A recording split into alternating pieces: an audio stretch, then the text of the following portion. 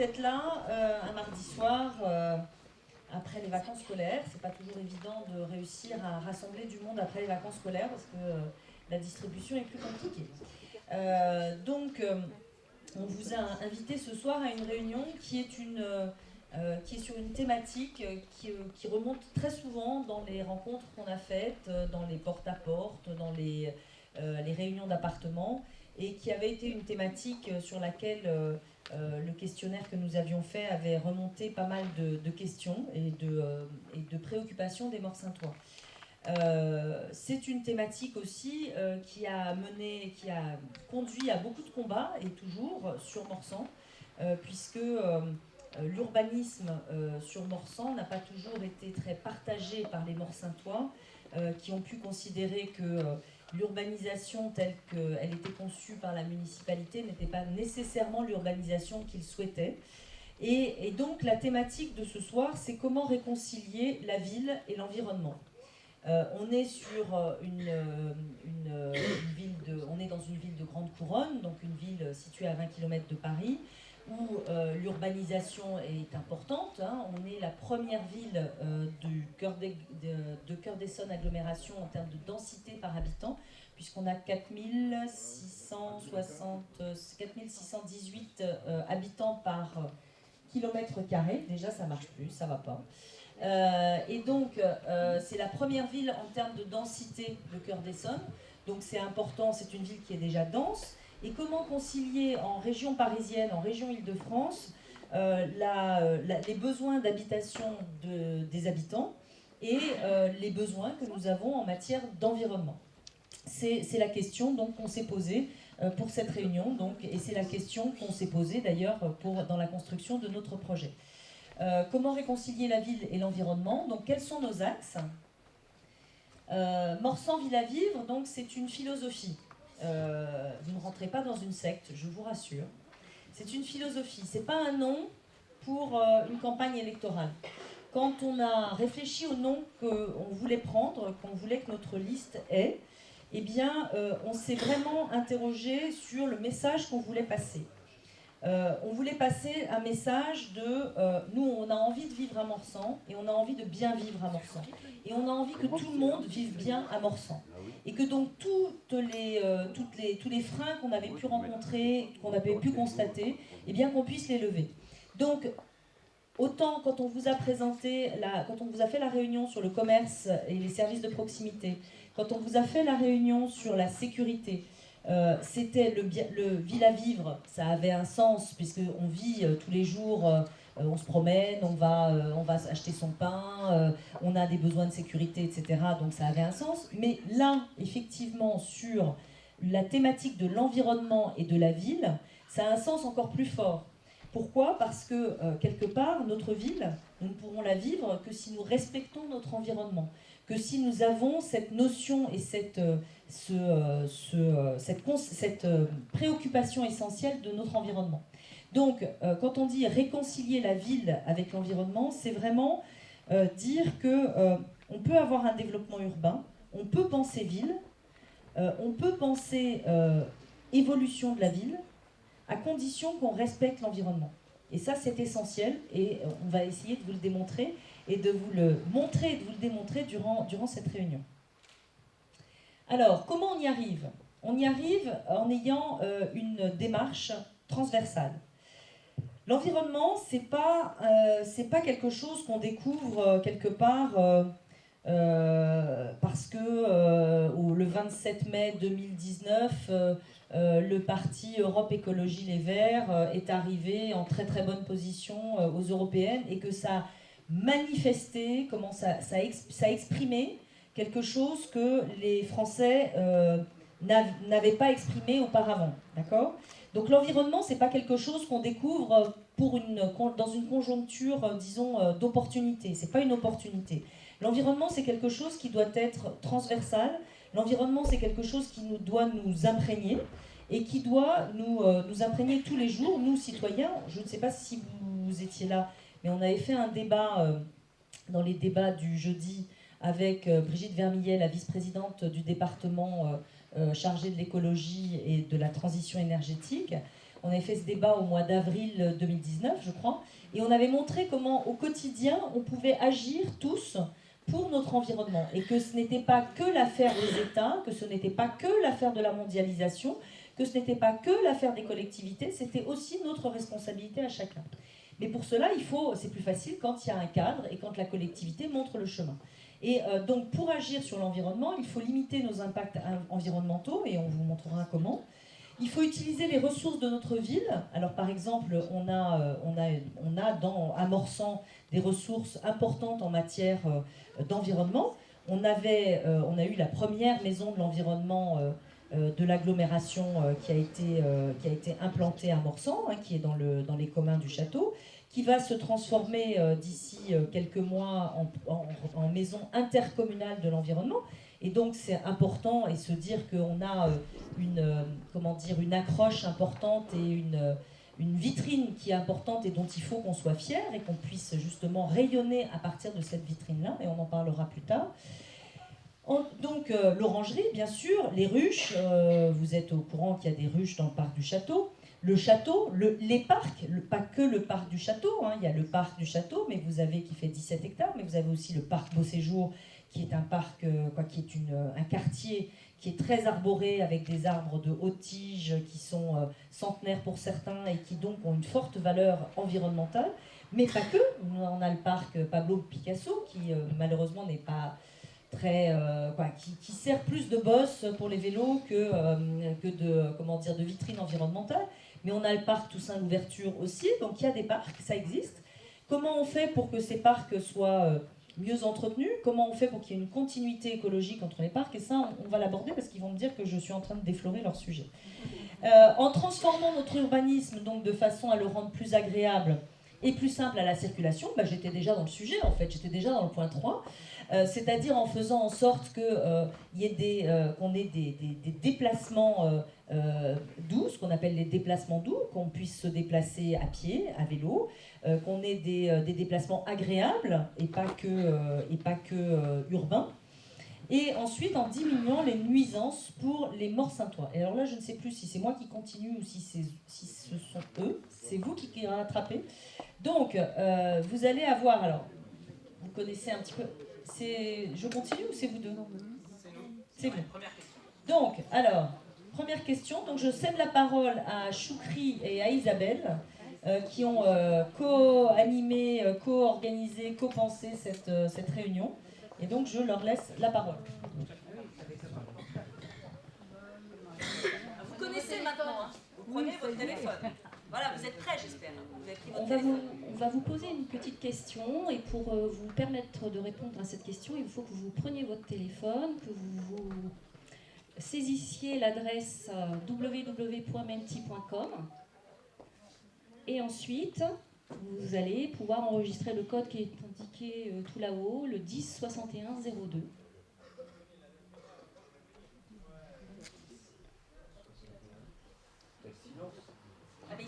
On est concentrés. On est surtout concentrés. www.menti.com. Ça marche tout de suite. 10 61 02.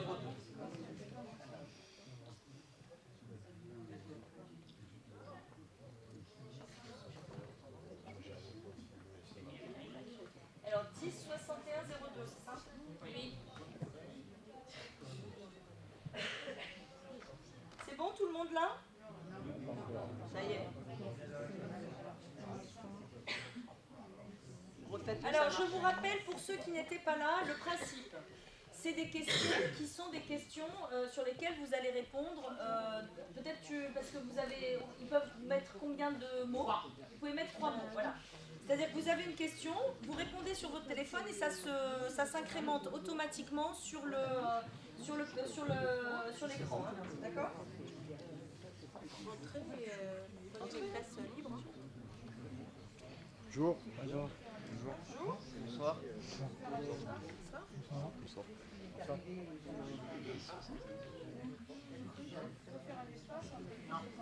faut tout coller. Une fois que je vais mon téléphone, je l'ai mis à charger. Ça déconne. Vous voulez vous asseoir peut-être? C'est bon? Il y a des chaises, hein? Au premier rang. Et...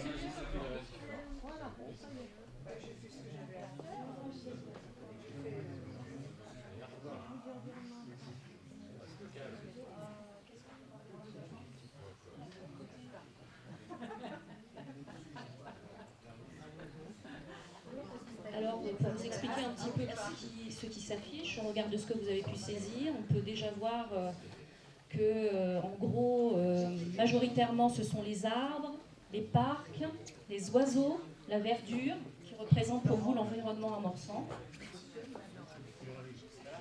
Moi, je les connais. Non.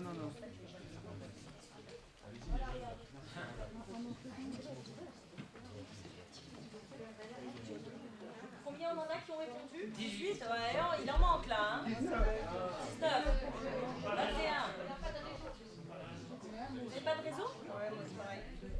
Non, c'est brouillé quand même. 23.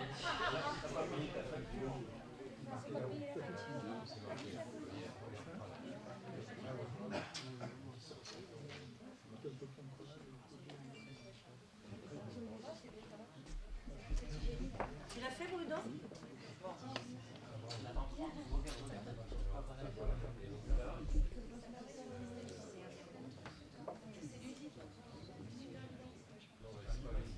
Donc on a en effet toujours en premier la verdure, les oiseaux, les arbres, les parcs.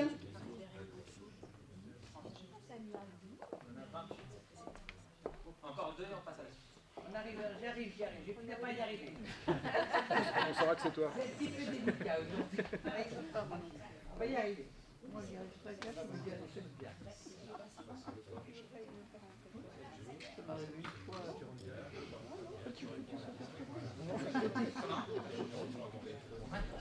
Faut-il que je sois 29.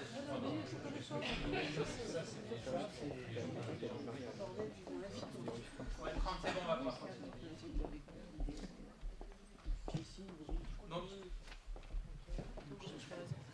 Donc pendant toute la présentation, vous pourrez continuer à interagir.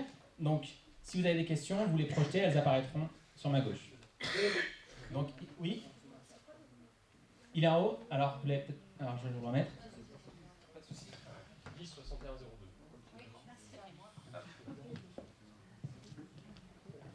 Donc on va continuer, Isabelle et moi.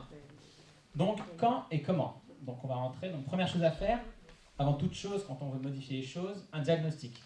Parce que partir tout droit sans savoir où on va, peut-être pas la bonne idée. Donc que pouvons-nous faire pour réduire notre impact sur la planète à l'échelle de la commune? Parce que c'est l'objectif initial. Donc réduire notre empreinte. Et là je te laisse la main. La réduction de l'empreinte humaine sur l'environnement, elle est déjà instaurée au travers de plusieurs collectivités territoriales.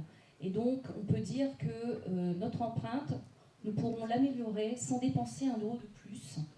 En effet, nous avons la chance d'avoir déjà un dispositif qui est mis en place par la région Île-de-France, le département et notre agglomération.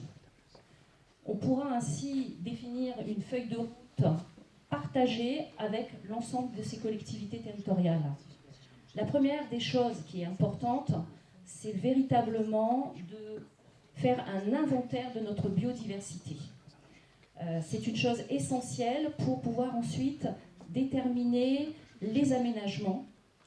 Il ne faut pas que nos aménagements puissent nuire à cette biodiversité. La biodiversité, c'est la faune et la flore.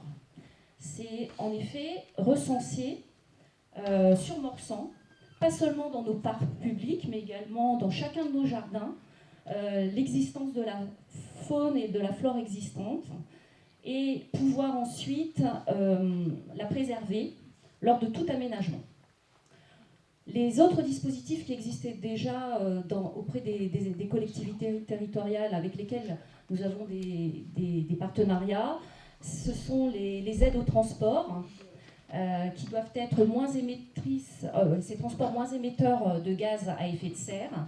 Et dans ce cadre-là, les transports doux sont forcément mis en place, et notamment le plan vélo, qui est fortement développé par la région Île-de-France avec des budgets conséquents et que nous allons pouvoir redémultiplier sur notre territoire communal. Encourager également les modes de production moins émetteurs de gaz à effet de serre.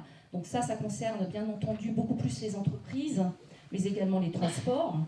Donc Morsan est peut-être un peu moins sujet à cela, mais elle est aussi dans la configuration de villes très proches qui peuvent être polluantes au travers de leurs entreprises. Donc il y a toute une activité de sensibilisation à développer aussi auprès des entreprises quant à leur mode de production. Bien entendu, le rôle majeur des collectivités territoriales, dont les communes, c'est de promouvoir les énergies renouvelables et notamment de pouvoir sensibiliser à toutes les aides financières qui existent aujourd'hui pour isoler les maisons, mais également revoir les modes de chauffage et parfois même d'électricité. Préserver la biodiversité, on en a parlé, c'est une des conséquences de notre inventaire. C'est donc de mettre en place des dispositifs quant à l'aménagement qui permettront de protéger notre biodiversité. C'est aussi, lorsqu'on parle d'enjeux climatiques, de plus en plus prévenir les risques naturels, que ce soit les inondations, que ce soit les tempêtes. Et il y a en effet tous des dispositifs à mettre en place qui existent déjà au sein de ces trois partenaires que nous pourrons relayer. Lutter contre les pollutions des milieux, c'est aussi typiquement la pollution des eaux, des petits bassins, des petits marais que nous pouvons avoir dans certains de nos parcs. Et ça, c'est un enjeu capital. Merci. On va répondre peut-être après aux questions. Marianne, on te laissera répondre aux questions. Tu verras, il y a des questions, il y a même des questions sur le stade de foot. On se demande. Donc pour continuer, une autre des mesures possibles qui ne coûterait pas plus d'€1, ce serait simplement de mettre un menu végétarien une fois dans la semaine.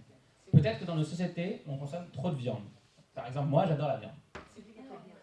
Mais C'est obligatoire maintenant. oui. Et ben, l'alternative qui va être possible d'être mise dans les écoles, mais aussi dans les plateaux repas distribués au sein de la commune, vous savez peut-être qu'il y a des plateaux repas qui sont distribués, une fois dans la semaine, ça nous permettra, pour la planète, alors les équivalents sont incroyables, c'est qu'un hamburger, c'est 3000 litres d'eau. Donc c'est une consommation colossale, donc peut-être arrêter de prendre des douches et manger un burger une fois dans l'année, ou prendre des douches et un jour manger des végétaux. C'est un choix à faire.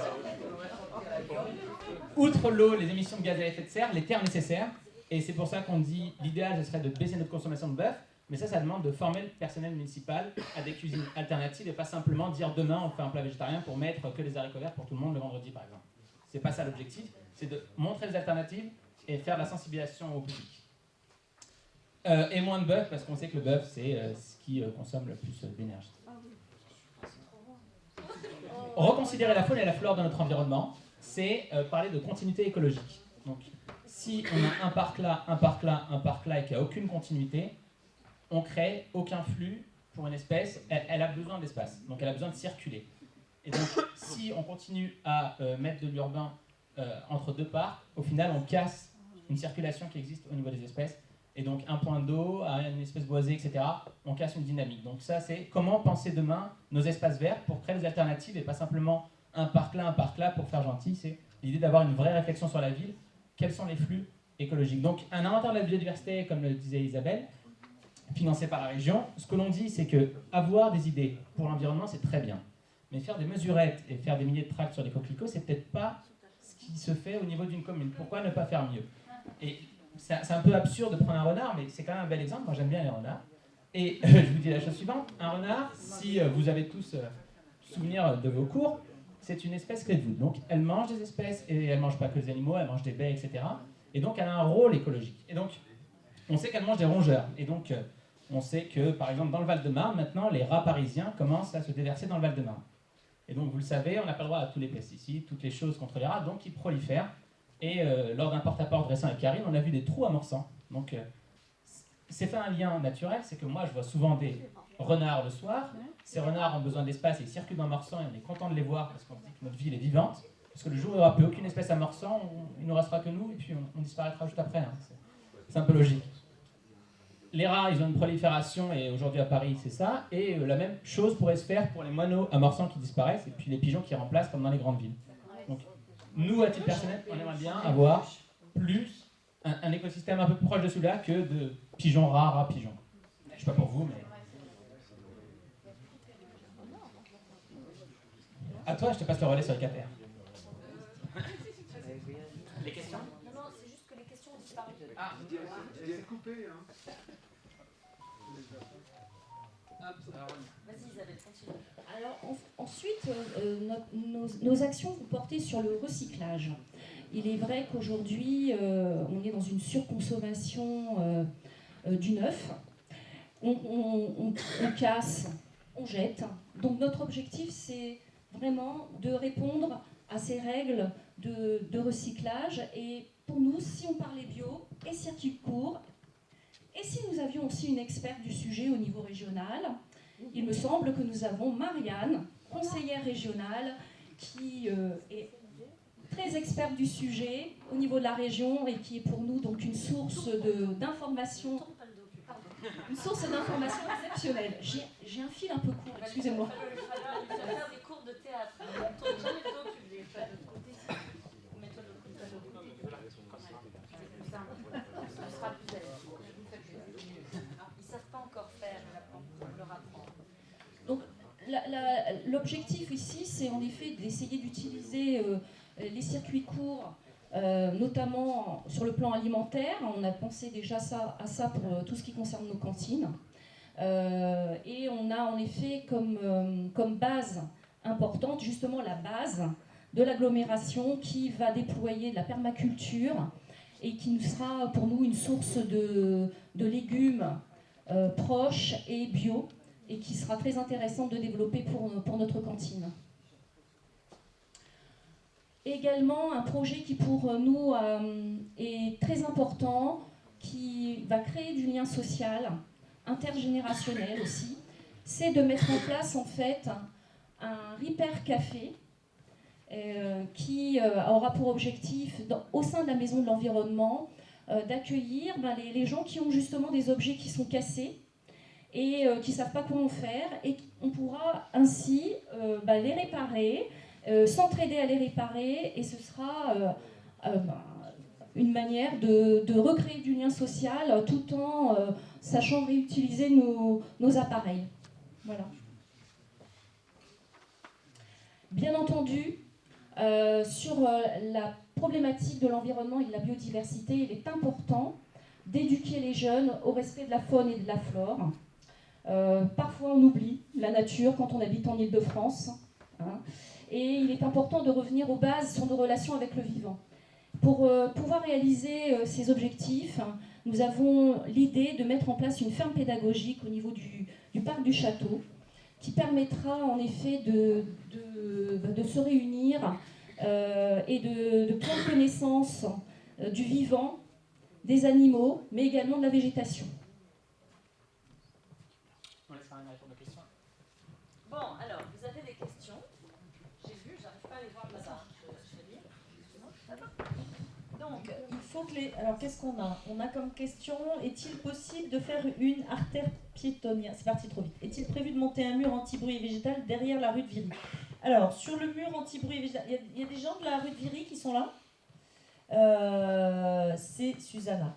Alors, sur la rue de Viry, donc on a, vous avez, en fait, la question de Susanna, c'est parce qu'il y a le tram-train qui arrive, hein, donc qui arrive le long du parc du parc du château, du parc du séminaire, qui arrive via Épinay-sur-Orge, hein, donc qui arrive comme ça le long de l'autoroute là, et qui ensuite donc à la station qui est à ce qu'on appelle le parc château, hein, qui est au bas, au milieu de la rue de Savigny, juste avant de passer le pont de l'autoroute. et qui ensuite monte jusqu'à Viry-Châtillon pour la deuxième station, qui est la station Sablon, Érable, je ne sais pas exactement le nom qu'ils lui ont trouvé, ou Coteau, je ne sais plus exactement celui de la station de Viry.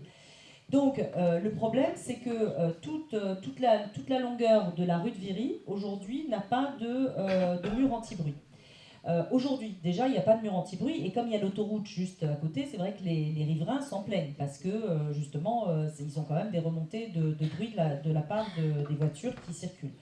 Alors, moi je suis intervenue auprès de la direction régionale de l'équipement, hein, qui est l'organisme décentralisé de l'État, hein, déconcentré de l'État, pas décentralisé, déconcentré de l'État, qui gère justement toutes ces problématiques-là sur l'Essonne, mais plus largement sur toute l'Île-de-France, parce que, en fait, et je suis intervenue auprès de Valérie Pécresse aussi, puisque c'est un peu l'opportunité du T12, permet de se dire que le T12, c'est le tram-tram Massy-Évry, hein, mais je pense que tout le monde a assimilé maintenant que ça s'appelait T12.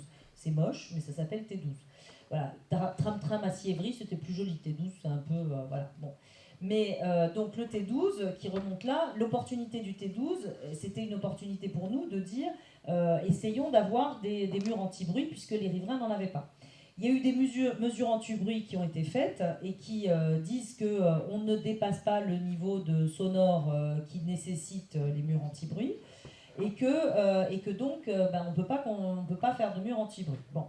Ça, c'est l'État qui nous a dit ça. Mais l'État nous l'a dit il y a déjà un bout de temps. Nous, comme on construit, c'est Île-de-France Mobilité qui construit le T12. Hein. Donc, c'est la région Île-de-France. Donc, c'est moi, puisque je suis à Île-de-France Mobilité et je suis à la région Île-de-France.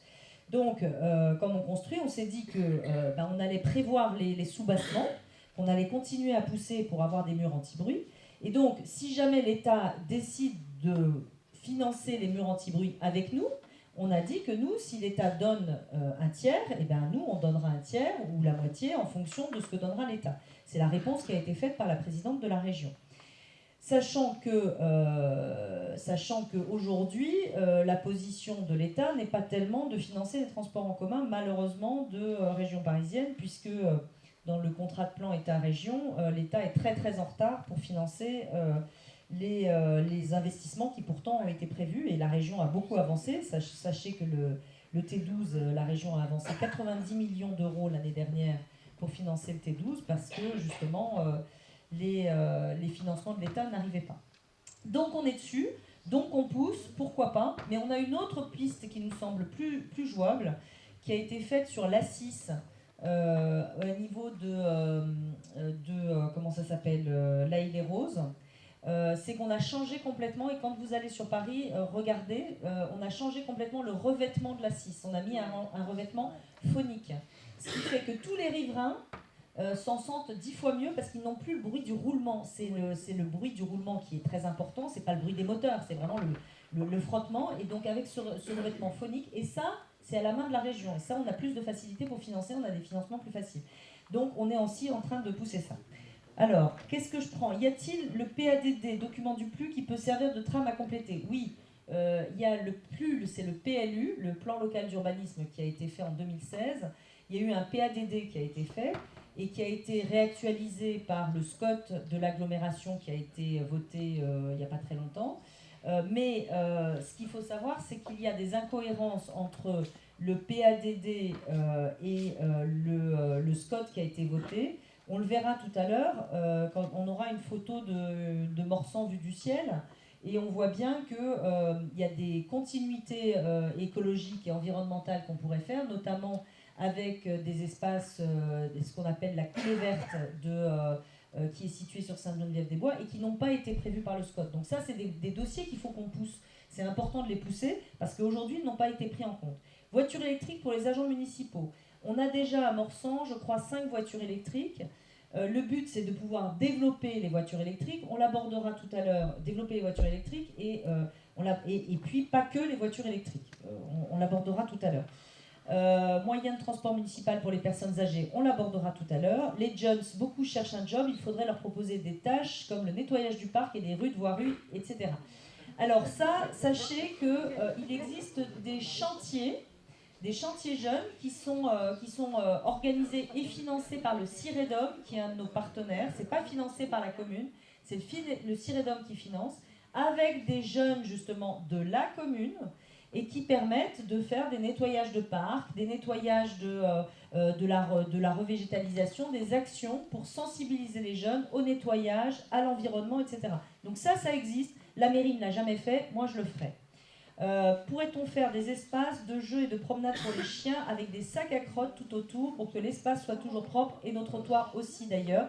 Les sacs à crottes existent, mais il n'y a pas assez de poubelles partout pour pouvoir les mettre dedans. Mais l'espace pour les chiens, c'est une demande qui a été faite, qui est faite souvent parce que les animaux sont... on a beaucoup de chiens sur Morsan. Et effectivement, avoir un espace comme aux États-Unis où vous pouvez lâcher vos chiens, au moins les chiens sont en sécurité. Et quoi, les chiens, les piétons, les humains sont en sécurité et les chiens peuvent gambader s'ils ne sont pas trop méchants. Voilà, des bandes cyclables et des panneaux solaires. Alors ça, je ne sais pas, c'était quoi, bandes cyclables et panneaux solaires, c'est quoi ça? Comme c'est qui? C'est d'équiper les bâtiments communaux avec des panneaux solaires pour faire des économies d'énergie. Et bandes cyclables, pourquoi bandes cyclables? Bandes cyclables, c'est pour pouvoir se promener en vélo. Ah oui, c'est les deux sujets sont pas liés, d'accord. Parce que je croyais que c'était des bandes cyclables avec des panneaux solaires, et là je voyais pas. Je ne comprenais pas, je me disais là il y a un truc, je ne touche pas. Voilà.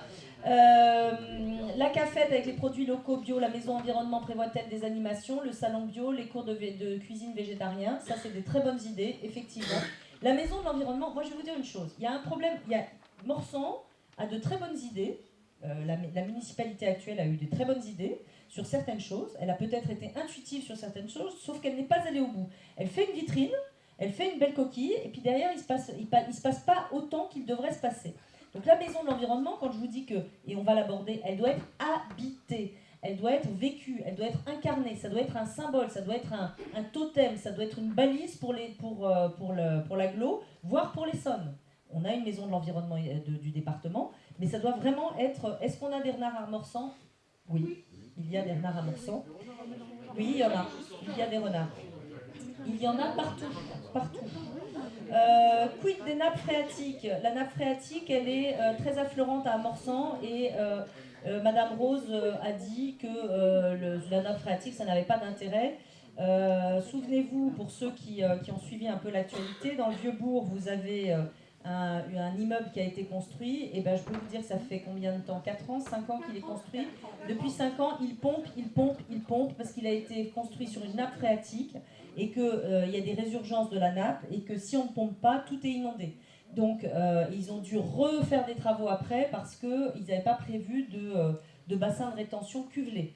Donc c'est un vrai problème. Et la nappe phréatique sur Morsan est un problème, est une réalité qu'il faut prendre en compte. Et on ne peut pas la contourner, c'est pas possible. Les sources et la nappe phréatique, on ne peut pas contourner, et donc il faut en tenir compte. Et l'eau est un bien universel, est un bien rare, donc il ne faut pas en abuser. Je vais peut-être m'arrêter là, parce que autrement je vais monopoliser toute la parole. La ferme pédagogique, on en parlera. Verdir les routes et les allées, on en parlera. On va continuer parce que je pense qu'il y a plein de choses dont on pourra parler par la suite.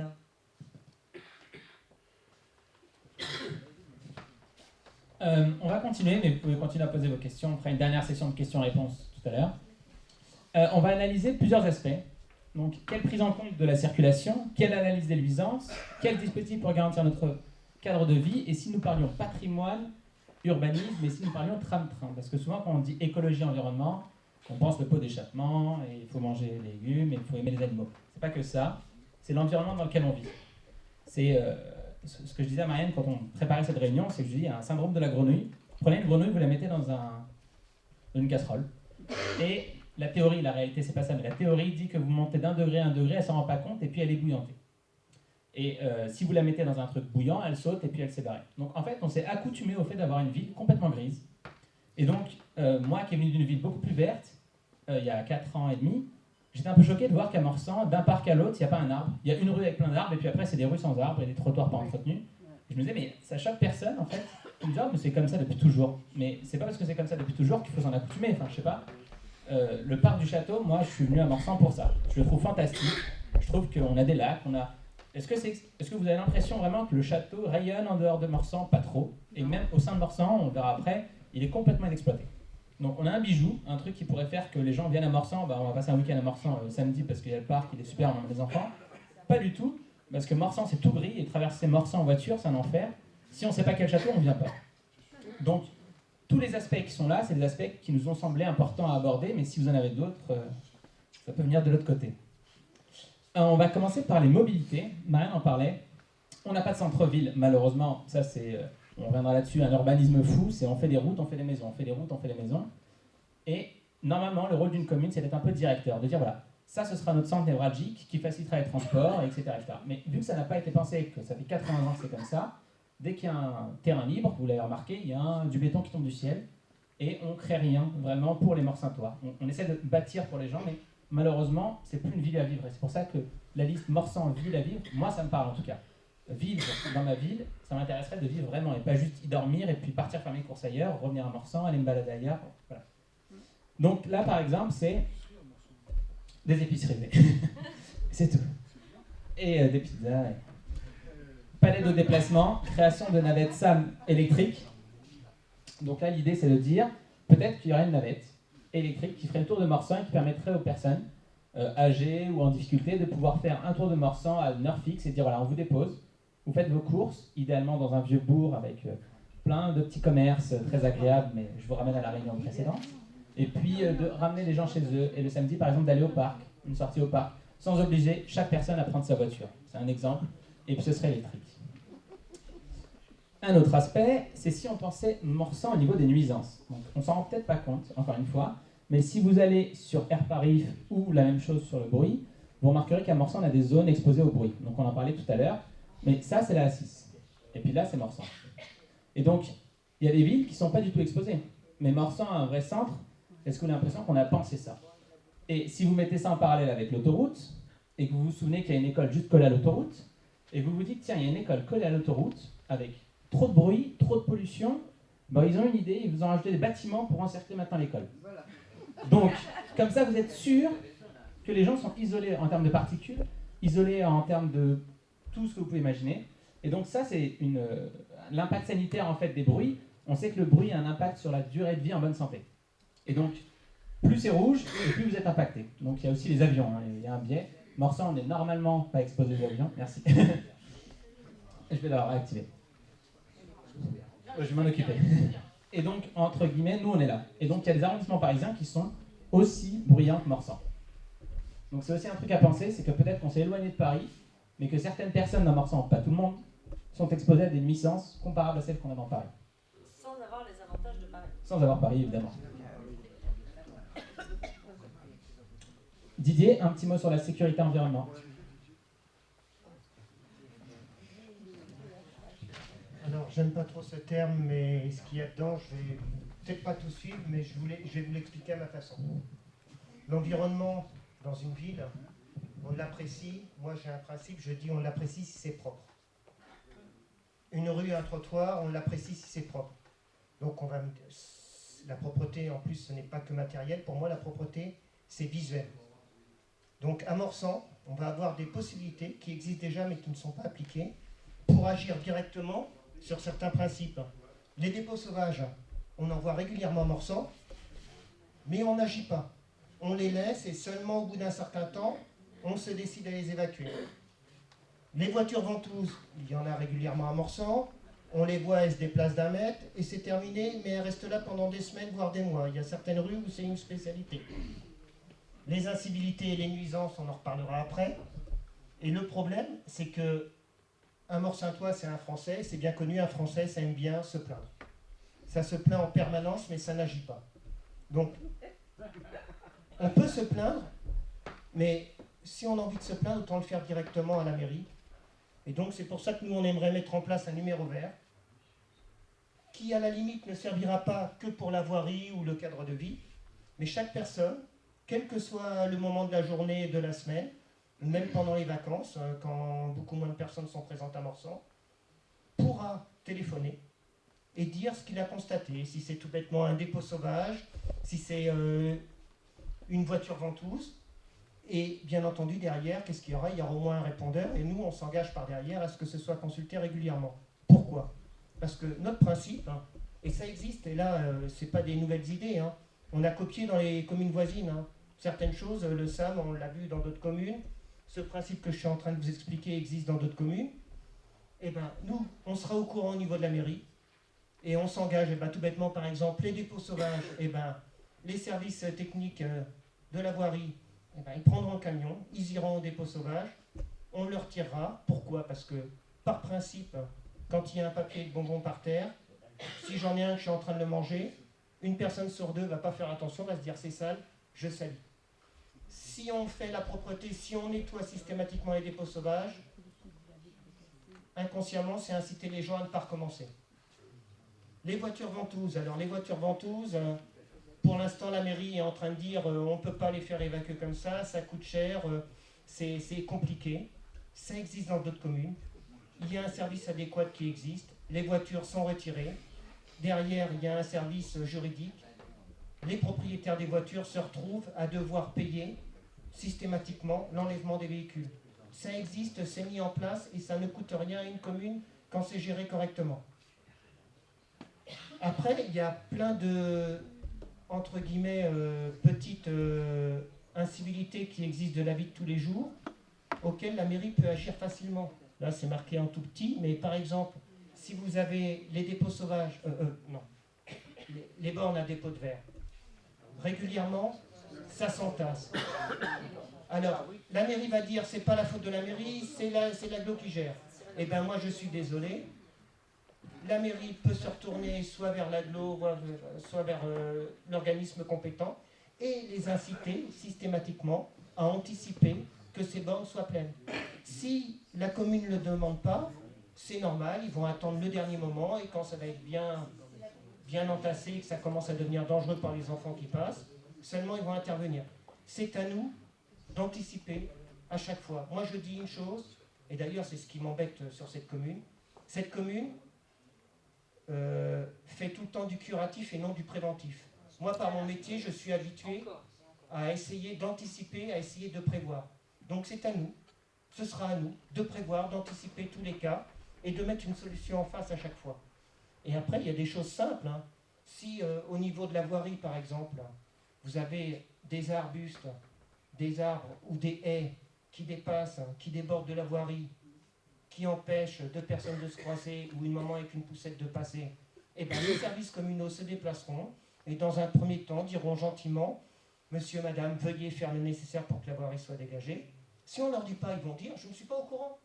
Notre boulot, ça va être de les éduquer tout bêtement, comme on en revenait tout à l'heure avec les enfants. On va rééduquer les morts-saintois et on va les rééduquer surtout, notamment le visuel. Tous les stationnements au niveau des carrefours, eh ben, je vous rappelle, messieurs, dames, c'est interdit de se garer sur une bande jaune. Donc, dans un premier temps, oui, mais on a tendance à l'oublier, se garer en double fil pour le pain, c'est interdit aussi. Donc, dans un premier temps, on le rappellera, parce qu'il faut toujours faire du préventif avant. Et dans un deuxième temps, eh ben, à partir d'un moment, il y aura certaines personnes qui seront assermentées et qui passeront et qui rappelleront aux personnes que c'est interdit de se garer à tel endroit.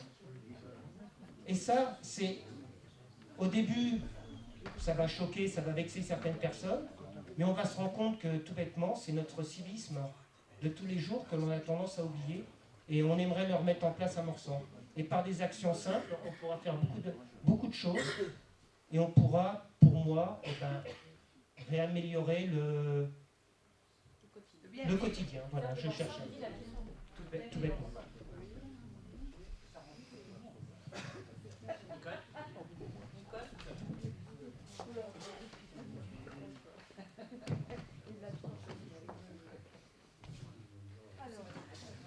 De Morsan, le pauvre patrimoine de Morsan, il est bien à l'abandon.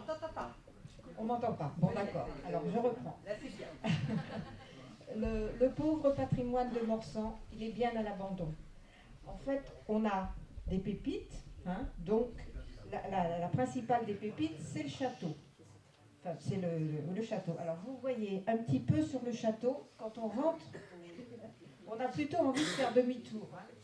Ces deux portes-là, ces deux bâtiments-là, ce sont les deux bâtiments qui sont juste à l'entrée du château. La Dans Sana, le temps, il y avait un gardien Voilà. dans le temps. Oui. Il y avait un gardien dans le temps. Ah ben, il est là, le gardien. Il y a toujours. Il y est toujours, oui. Non, mais- oui, il vit là-dedans, le pauvre. Bon. Alors, ça, c'est l'entrée du château. Mais quand vous tournez la tête, là, ce sont les communs. Donc là, il y a... C'est vraiment le crépi tombe, les fenêtres sont touchées. Enfin, bon. Donc là, il y a beaucoup de choses à faire. C'est en ruine. C'est tout- Oui, presque. À l'intérieur, là, oui, ça commence à être dangereux même. Là, en bas, vous voyez, c'est le lavoir. Le lavoir qui pourrait être un endroit très, très sympa, mais non, l'eau est verte et elle croupit. Donc, il y a des moustiques. Oui. Et là, ce sont les bancs. Alors là, les bancs de la ville, c'est quelque chose.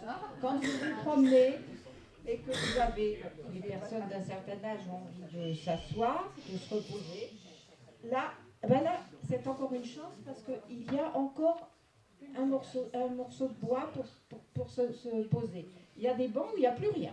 Hein. Donc voilà. Donc là, il y a aussi beaucoup de choses à faire. Alors ça, c'est tout. Alors, excusez-moi, il y a beaucoup de bancs dans le parc qui ont été remplacés là. oui, alors il y a des bancs qui ont été remplacés, mais il y a des bancs il y a des bancs mini. Il y a des bancs mini, on se demande. Oui, apparemment ça doit être pour les enfants, mais pour les personnes d'un certain âge, elles peuvent s'asseoir, mais pour se relever, je crois qu'elles auront pas mal de difficultés. Oui. Le banc que vous montrez, c'est le banc de cimetière. Oui. Moi, j'ai vu qu'il y a des gens qui vont ils se ramper à côté dessus. Ah oui, non, mais ça je sais, mais bon. Oui. Non, mais il y en a d'autres. Il y en a d'autres. Mais justement, même s'il y a du saccage, il faut que justement la municipalité se déplace régulièrement et puis aille entretenir et... Oui. Non, mais c'est parce que le bois non plus, enfin le bois ne devait pas être très très solide. Ouais. Donc, le château, qu'est-ce que l'on peut faire avec le château? Le château, la municipalité a toujours dit qu'elle n'avait pas suffisamment, qu'elle n'était pas suffisamment, il n'y avait pas un financement suffisant pour restaurer ce château. Alors, ils ont dans un premier temps repeint quelques volets. Hein. Bon, ça c'est une chose, mais bon. Mais ils n'ont pas changé les fenêtres. Les boiseries des fenêtres sont dans un état déplorable. Et alors, que faire avec ce château? Donc, nous, on envisage d'avoir un partenariat privé, de public-privé, de façon à pouvoir rénover le château, à pouvoir installer à l'intérieur des salles correctes, de pouvoir y faire des expositions, de pouvoir, enfin voilà, de faire revivre ce château et de permettre justement d'avoir un financement qui permettrait au fur et à mesure de dégager des salles et de dégager un petit peu le fait de le rénover. Les écoles aussi sont un peu dans un triste état. Entre autres l'école Vallon, qui est à côté, malheureusement à côté aussi de l'autoroute et des constructions nouvelles. Les écoles sont mal entretenues, elles ne sont pas isolées, elles sont vraiment, le chauffage c'est quelque chose qui est très très important. Donc il faudrait au fur et à mesure reprendre, on ne peut pas rénover toutes les écoles à la fois, mais faire justement un plan de rénovation et renouveler les écoles au moins les aménager de façon à ce que les bâtiments soient quand même accueillants pour les enfants. Les cours de récréation, pour certaines, on n'en parle pas. C'est la pataugeoire quand il pleut. Hein. Ça, c'est... Voilà. Bon. Donc, ça, c'est au niveau... Alors, vous avez aussi... Bon, il y a un patrimoine. Il y a le patrimoine municipal, hein, mais vous avez aussi un patrimoine qui est aussi un patrimoine privé. Il y a certaines... dans certains quartiers, vous avez de très belles maisons qu'il faut essayer de maintenir et surtout de ne pas construire à côté de façon à les dévaloriser, ces maisons. Vous avez, j'ai parlé des écoles, rénovation école, donc c'est une chose. Les plans trottoirs et les voiries. Donc, les voiries sont aussi un peu dans le même état que le château. On sait quand on s'est toujours dit en s'amusant qu'on savait quand on rentrait dans Morsan. Quand on est en voiture, on sait comment on saute, les voitures tressautent. Et bon voilà, il faut ceux qui ont des problèmes de dos ou de vertèbre, je ne vous dis pas. Bon. Donc la voirie et les trottoirs, c'est pareil. Les trottoirs sont... alors, si vous êtes une personne âgée, pour circuler sur Morsan, vous avez beaucoup de mal, hein, à certains endroits. Ils sont en déclivité, donc c'est pas facile non plus. Alors, ils sont pas entretenus. Les mères de famille qui veulent promener leurs enfants, leurs poussettes, ça n'est pas possible. Quant aux personnes handicapées, si elles ont un fauteuil roulant, c'est sur la route. Hein. Bon, il n'y a pas de... Et quand on vous met à certains endroits, quand on vous permet d'avoir une déclivité pour que le fauteuil passe, cette déclivité elle est juste à côté d'un poteau télégraphique. Donc vous ne passez plus. Donc il est nécessaire de faire un bilan. C'est pas géothermique, c'est thermique. Oui, un bilan thermique. Oui, un bilan thermique de tous les bâtiments. Hein. Et puis de voir exactement comment on peut essayer de rendre ces bâtiments moins énergivores. Hein. Donc, alors, changement de fenêtre, ça c'est déjà une première chose, hein, des doubles fenêtres, des doubles vitrages, enfin bon.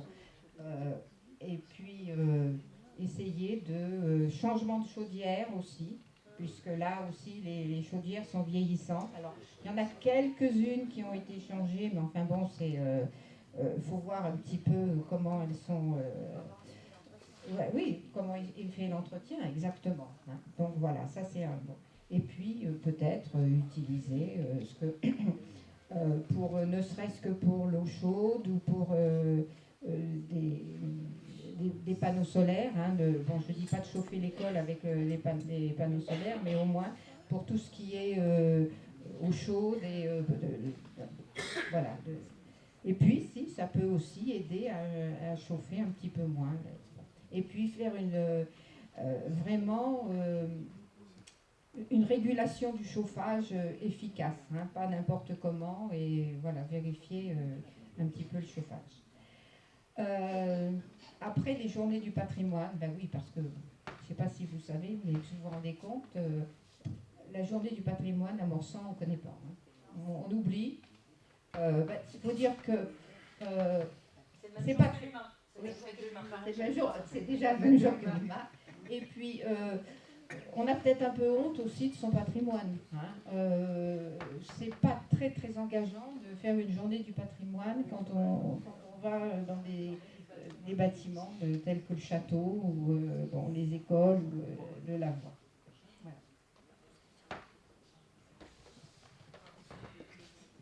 On va reprendre de la partie urbanisme. Marianne, n'hésite pas à intervenir. C'est sa première fois, donc ça va être compliqué. Pas vrai. Quelle est la politique d'urbanisme à Morsan ? La question est vraiment vraie en fait. Est-ce que vous avez le sentiment que quand vous traversez tout Morsan, vous avez eu un esprit haussmannien qui a dit bah là, ce sera le vieux bourg, donc on verra que des maisons traditionnelles de Morsan historiquement. Vous voyez pas ça. Donc PLU, peut-être dire un mot, Marianne ? Dire que c'est le plan local d'urbanisme, qu'il a été fait par la mairie et qu'il est censé être protecteur. Il est défini par la municipalité comme étant très protecteur. Quand il est protecteur, vous n'avez pas ça. Mais il est protecteur à leur niveau. Et au final, ce qui se passe, c'est qu'on se rend compte que dès qu'il y a un terrain et qu'il y a la main possible, et on vend les bijoux de famille pour équilibrer les budgets, et puis on dit au bailleur social que tu construis. Nous, ce que l'on dit, c'est qu'il n'y a aucune réflexion autour de l'urbanisme. On va approcher, on le verra dans la partie d'après, avec un tram-train, on parlera à Isabelle, et on se dit que peut-être qu'à cet endroit-là, il y avait la place pour une pépinière d'entreprise, un parc.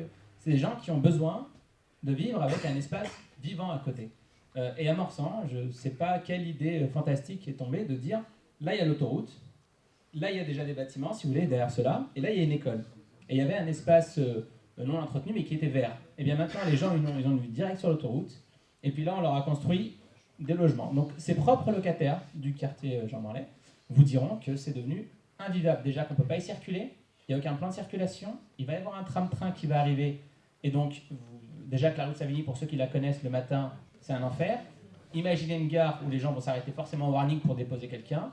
Au bout du premier bus, du deuxième warning, du troisième warning, je vous laisse imaginer la rue de Savigny. Donc ça, c'est des choses qui doivent être pensées par une municipalité.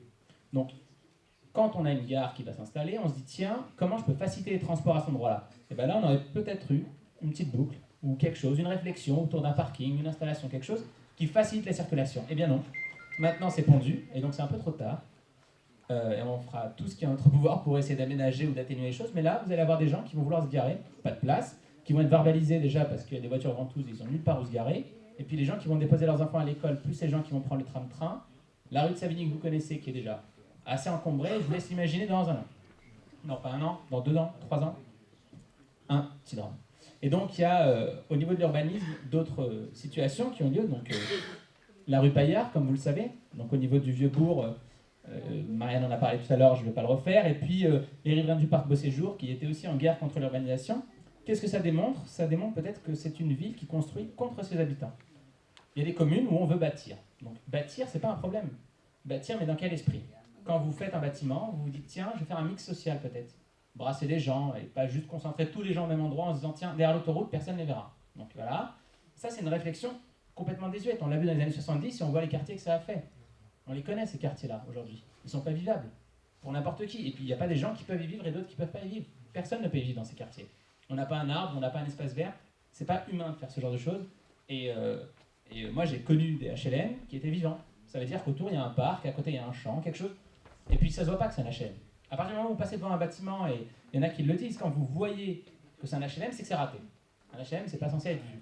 Et donc si dans cette HLM vous faites du mix social, ben là vous aidez un peu les gens et vous faites en sorte au moins d'avoir un espèce de brassage social. Donc on ne se dit pas social quand on ne le fait pas.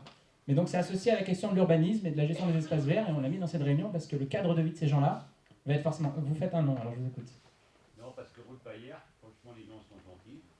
Oui, mais c'est pas le problème. L'environnement est propre. C'est pas le problème des gens, hein. Tout l'intérieur, il ne pas des gens. Alors, c'est pas la question des gens, attention. Attention, parce qu'il faut bien qu'on nous stocke quelque part. Ah ben, Non, non, on stocke pas les gens. On stocke des objets, on stocke pas les gens. À Marsan, vous avez raison, on stocke les gens.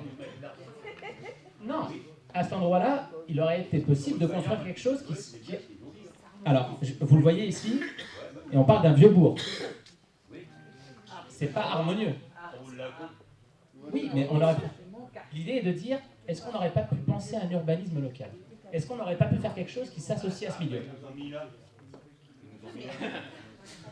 Alors là-dessus, moi je vais avoir une réponse très claire. Choukri n'était pas là en 2014, mais quand le projet a été porté en 2014 par la municipalité, le projet était de construire donc 35 logements. Je parle sous le contrôle de Brigitte, c'est ça, 35 logements plus les 6 SNL, c'est ça? Donc 35 logements dans cet immeuble-là, hein, dans cet immeuble de la rue Paillard.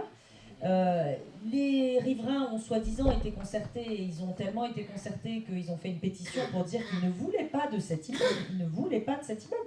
C'est pas qu'ils ne voulaient pas des gens, ils ne voulaient pas de l'immeuble. Les gens à l'intérieur, c'est pas le problème. C'est ce que disait Choukri. C'est le fait d'avoir pensé cet immeuble-là. Et nous, à ce moment-là, on avait proposé autre chose. Ce qu'on avait proposé, ça faisait le même nombre de logements. Exactement le même nombre de logements. Donc c'était pas du tout... voilà. Sauf que nous, on proposait des... non pas une barre, comme c'est aujourd'hui, mais différents... pas un bâtiment monolithique, comment dire, et puis, mais vraiment des bâtiments différents qui parlaient... On avait des bâtiments, je ne les ai pas apportés là, je n'ai pas apporté les plans là, mais on avait des bâtiments qui parlaient à la rue de la Ferme et des bâtiments qui parlaient à la rue Paillard. Et on s'intégrait dans le quartier. Et si cet immeuble a été, si le permis de construire de cet immeuble a été cassé par le Conseil d'État, c'est pas parce qu'il est social, c'est parce qu'il ne s'intègre pas dans le quartier. Que c'est un immeuble, c'est une construction qui va pas du tout dans le quartier, c'est-à-dire c'est un quartier protégé, c'est un quartier monument historique, c'est un quartier où quand les riverains veulent repeindre leurs volets, ils doivent demander 3 autorisations à l'architecte des bâtiments de France, et où la mairie a laissé construire ce bâtiment, premièrement, et qu'elle a autorisé que le bâtiment ait un étage de plus que ce qui était prévu initialement, sans même que l'architecte des bâtiments de France l'ait validé. Donc voilà, c'est tout. La mairie est responsable et elle est coupable. Et donc, nous aurons à gérer la suite, puisque pour l'instant, il y a un jugement qui doit être rendu pour savoir si on doit faire, s'il doit y avoir une intervention sur ce bâtiment-là.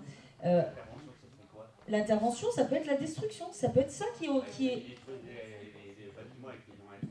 Mais on ne va pas le détruire avec les gens à l'intérieur. Mais il y a une vraie question. Il y a une vraie question là-dessus. Mais ça, c'est la responsabilité de la mairie au départ. De la mairie telle qu'elle est, de cette majorité-là. Parce que cette majorité n'a pas mesuré la conséquence de ce qu'elle faisait. Elle a fait n'importe quoi. Et en urbanisme, on ne fait pas n'importe quoi.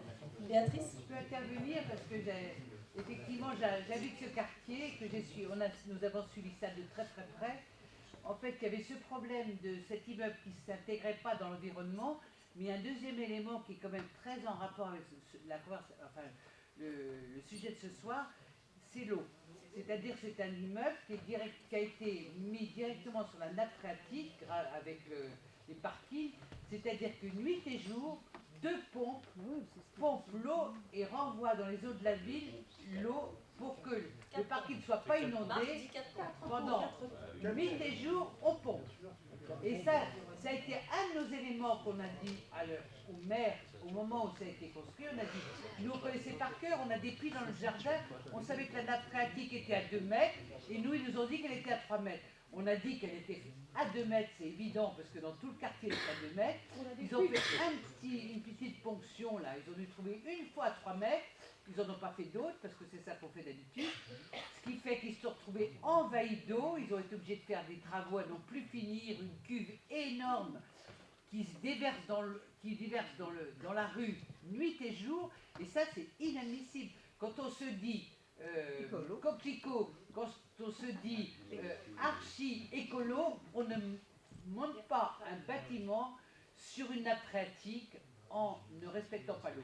Et la seule réflexion que Mme Rose m'a faite au conseil municipal, c'est quand je lui ai expliqué ça de façon extrêmement gentille, hein, elle m'a dit, mais c'est pas grave, c'est pas de l'eau potable. Ben oui, c'est pas grave, c'est pas de l'eau potable. Bon, ben voilà. Alors on a tout dit, là. À partir de ce moment-là, on a tout dit. Ce que je veux dire, c'est qu'il n'y a aucun respect de l'environnement à Morsan. Et ça, c'est le plus bel exemple qu'on ait sur l'immeuble de la rue Bayard. Voilà. Et si je me suis engagée auprès de Marianne, je le dis, c'est après. C'est après parce que j'ai tellement été ulcérée par ce qui s'est passé à cette époque où tout le quartier était d'accord pour accueillir un bâtiment qui s'intégrait avec des personnes, c'était des logements sociaux, ça ne posait aucun problème.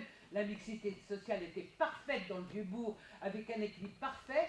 On s'est simplement opposé au type de bâtiment et au fait qu'on tape dans la nappe phréatique. Mais ça, on n'a pas été écouté. Ça ne s'appelle pas de la démocratie participative. Je suis encore très énervée. Ça fait très longtemps que je le suis. Je suis énervée. Non.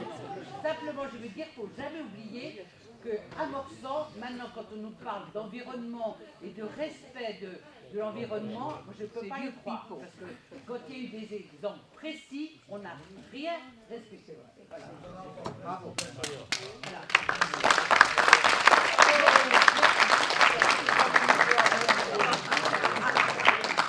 Il y a une question au fond aussi. Il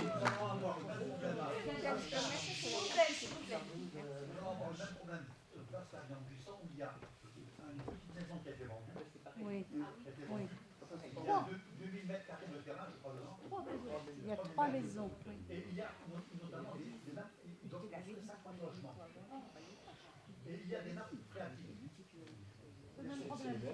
Alors, merci de cette remarque, parce que, bon, moi, il y a un moment, j'ai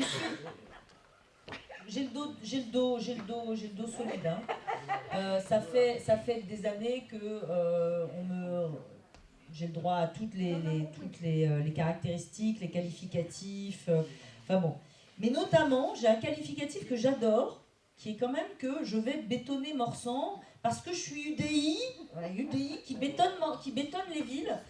Alors que accessoirement, moi j'ai jamais donné un permis de construire. Hein. Je veux dire, tout ce qui s'est construit à Morsan, ça, c'est la municipalité. Ce que vous dites, monsieur, c'est la municipalité qui a accordé le permis de construire. L'immeuble, là, c'est la municipalité. Non seulement elle l'a accordé, mais elle l'a porté. Ça, ce qui devait se construire et qui se construira peut-être, c'est la municipalité. Tous les permis de construire qui se multiplient dans Morsan, parce qu'il y en a beaucoup. Alors on nous dit, l'INSEE dit que la population n'a pas augmenté, donc Morsan ça n'augmente pas. Sauf que les chiffres de l'INSEE, ils datent de 2015. Parce que l'INSEE, elle se fait avec 3 ans de retard. Donc 3 ou 4 ans de retard. Donc les chiffres de l'INSEE, c'est pas les chiffres actuels. Les chiffres actuels, moi qu'on m'explique, sur la durée de la mandature, c'est-à-dire de 2014 à 2020, la mairie a construit, la mairie, hein, je ne vous parle pas des pavillons, etc. Je veux dire, la mairie a construit 530 logements en plus. Donc, les 530 logements en plus, ils ont bien été construits, je veux dire, ça crée de la population en plus. Moi, je ne suis pas contre. Encore une fois, ce que je vous dis, c'est réconcilier la ville avec l'environnement. Comment on pense une ville, non pas à la politique de la dent creuse, il y a un trou, je fais un immeuble, mais comment je pense ma ville en termes de déplacement, comment je pense ma ville en termes d'environnement, comment je pense ma ville en termes d'aménagement, comment je pense ma ville en termes de circulation. Voilà, toutes ces choses-là. Et ça, aujourd'hui, c'est pas vu. D'accord ? Et c'est pour ça que nous, on dit que l'urbanisme est un point qui est essentiel et sur lequel on reviendra. Je rappelle quand même pour ceux qui ont fait partie de l'aventure que la ville de Morsan a dû être une des dernières à adopter son plan local de l'urbanisme et qu'ils ont dû mettre 5 ans, 6 ans, 7 ans à adopter, je ne sais pas combien d'années, à adopter ce plan local d'urbanisme qui devait être tellement bien et qui devait être tellement protecteur qu'on continue à avoir des projets comme celui que vous indiquez, monsieur. Et où il y a un véritable problème. Le problème, il est quoi ? Il est que, on est dans un périmètre qui est protégé. D'accord ? Et c'est un périmètre qui est quand même particulier.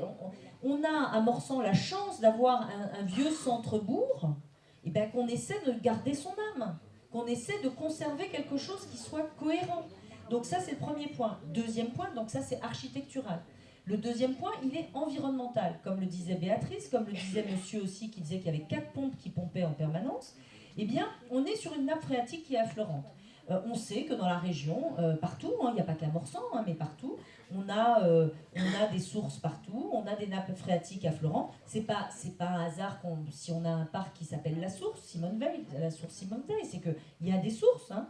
Bon, et que Germaine Jansek est partie, mais il y a eu des procès, je crois que c'est à moins que ce soit le Vieux-Bourg qui l'avait fait justement sur la construction de la ZAC là en dessous. Oui, on a gagné quand même. C'était vous, c'était à cause des sources aussi que vous aviez réussi à gagner le procès. Et j'anticipe et je rebondis sur ce qui a été dit tout à l'heure, je ne sais plus par qui, je crois que c'était par Isabelle, les problèmes de la prévention des inondations. Quand vous avez un plateau comme le plateau de Viry, qui est en hauteur, donc toute la partie au-dessus de la rue de Savigny, qui est en hauteur, si vous l'urbanisez, ce plateau initialement il a été conçu pour des pavillons. Donc vous avez des réseaux de canalisation, vous avez des réseaux usés, des réseaux eau pluviale, qui sont des réseaux prévus pour des canalisations de pavillons, pour des habitants, pour de l'habitat assez étal et pas de l'habitat en hauteur. À partir du moment où vous bétonnez, c'est-à-dire vous minéralisez, puisque vous amplifiez, vous mettez des surfaces importantes, et où vous mettez de la population sur ce plateau-là, eh bien, nécessairement, ce qui se passe déjà avec le réchauffement climatique, où quand on a des inondations, le parc Saint-Germain, la résidence Vallon, toutes les villes, toutes les rues en bas de la Guérinière, etc., la rue de la Fraternité, de la Solidarité, de la Liberté, de tout ça, toutes ces rues, elles sont inondées. On y va en canoë quand il y a des inondations. Eh bien, parce que d'un côté, elles ont l'orge et de l'autre côté, elles ont les eaux qui défilent. Eh bien, si on n'y prend pas garde, ça ne fera que s'accroître. Et donc, on rajoutera à ce que tu disais, de la complexité à la complexité, parce que Vallon, ils sont déjà en bas, ils ont déjà l'autoroute, en plus ils ont les 90 logements, et en plus ils ont tout l'autre qui défère. Et ça, le PLU l'a noté en zone OAP. La zone OAP, c'est une zone de forte densification. Donc ça veut dire que c'est prévu, c'est inscrit, et qu'on ne tient pas compte de l'environnement dans ces réflexions-là. Donc ça, c'est grave, et c'est important. Et rebondir sur ce qui a été dit tout à l'heure, le diagnostic biodiversité, c'est pas un truc fumeux de je compte ce que j'ai comme oiseau, comme petit quoi, je veux dire qui serait un peu poétique, machin. Non, c'est une arme le diagnostic biodiversité. Parce qu'aujourd'hui, les préoccupations des collectivités locales, c'est de dire comment je loge des gens. Vous le disiez très logiquement, Marc. Comment je loge des gens? Comment je fais... Voilà, les préoccupations des collectivités, c'est ça.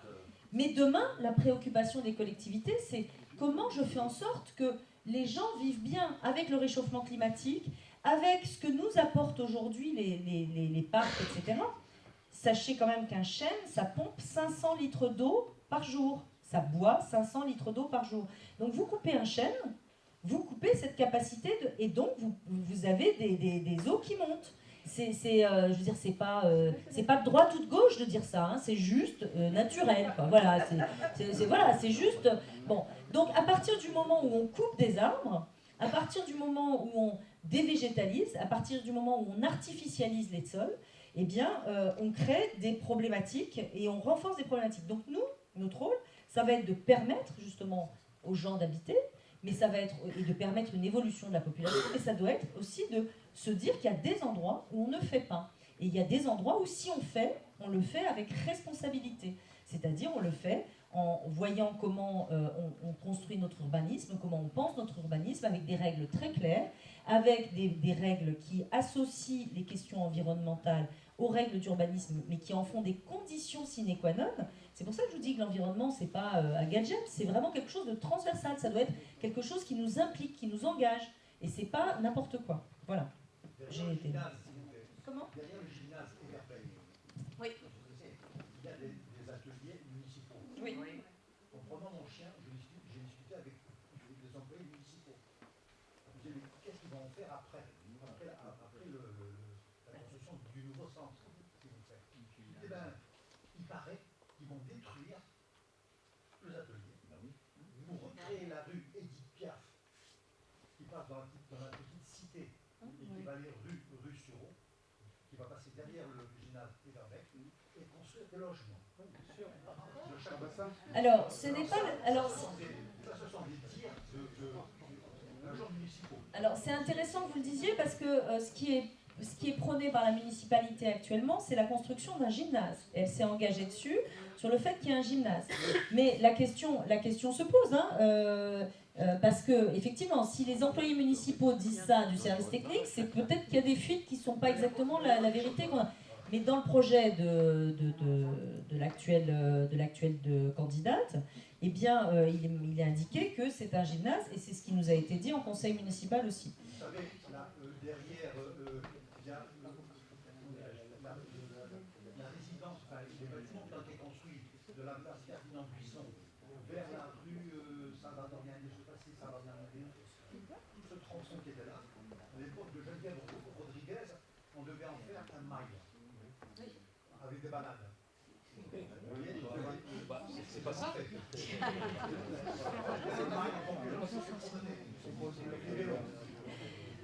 Non, mais c'est la différence entre ce qui est dit et ce qui est fait. Non, mais c'est intéressant. Je te redonne la parole. Alors, on va essayer de gagner du temps parce qu'on a perdu du temps, mais sur des bons motifs. Le tram-train, ce que l'on a dit à l'instant sur la rue de Savigny et les bouchons, vous le savez, il est en cours et il avance assez vite. Et ce sera une gare, donc on a expliqué, qui est un bénéfice pour Morsan, quelques nuisances pour les riverains, mais qui sera surtout plein de problèmes en termes de circulation. Parce que, je ne sais pas si vous avez vu, mais pour emplacement vélo, il n'y a pas, parking, il n'y a pas, pour ce... Bon, aucune réflexion, c'est une gare qui tombe du ciel. On passe là-dessus. Dernière question sur Menti. Paf. On va vous demander de mettre une note. Donc vous allez reprendre vos petits téléphones, s'il vous plaît.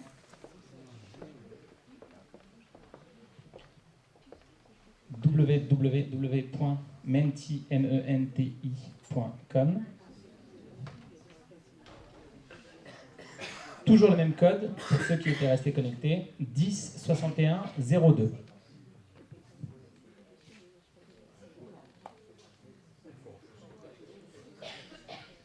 ceux qui sont déconnectés, il faut se reconnecter. Pour les autres, vous êtes déjà connectés.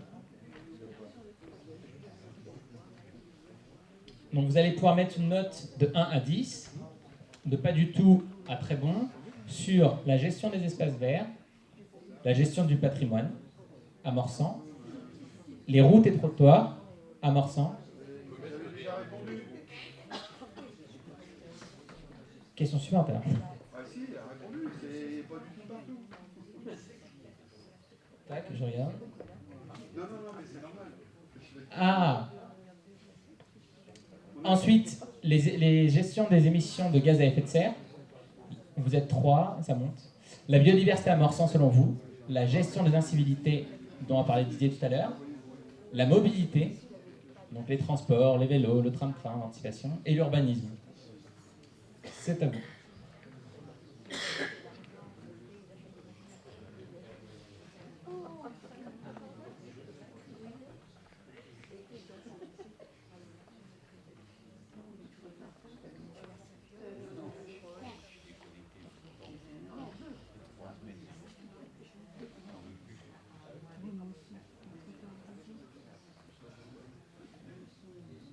Sans vouloir trahir le secret, vous êtes assez sévère. Ce qui est normal.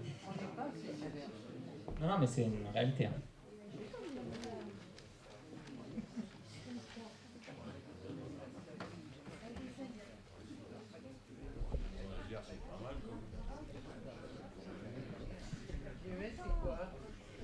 Gaz à effet de serre, GES. Ah pardon, excuse-moi.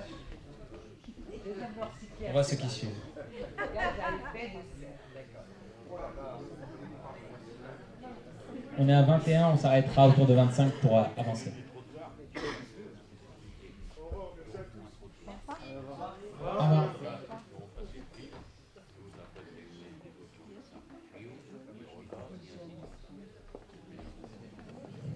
Un petit compte rendu pour Marianne. Sur aucun des tableaux, nous n'avons dépassé le 5 sur 10.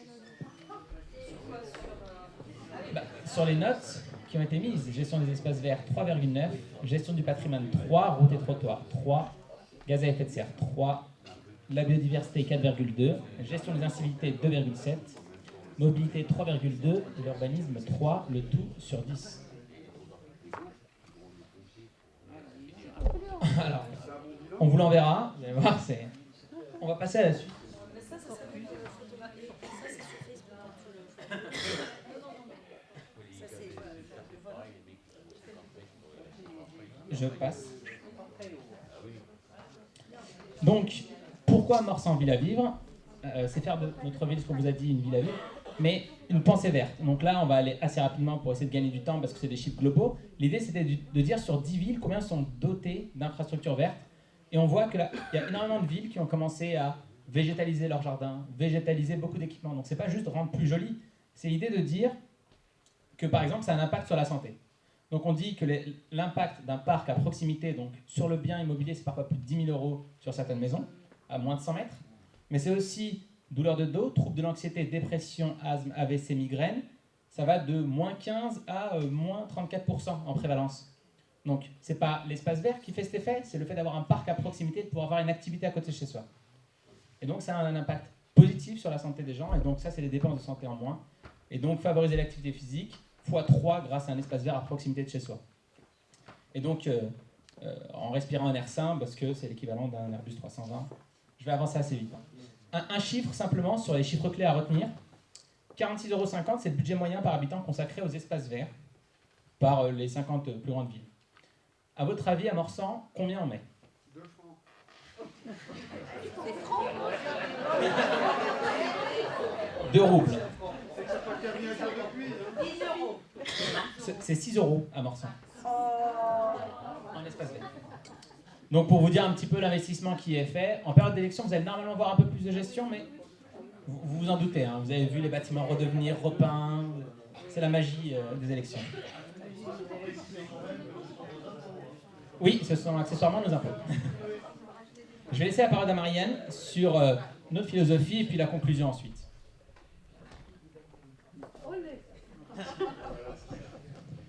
Alors, non, je vais...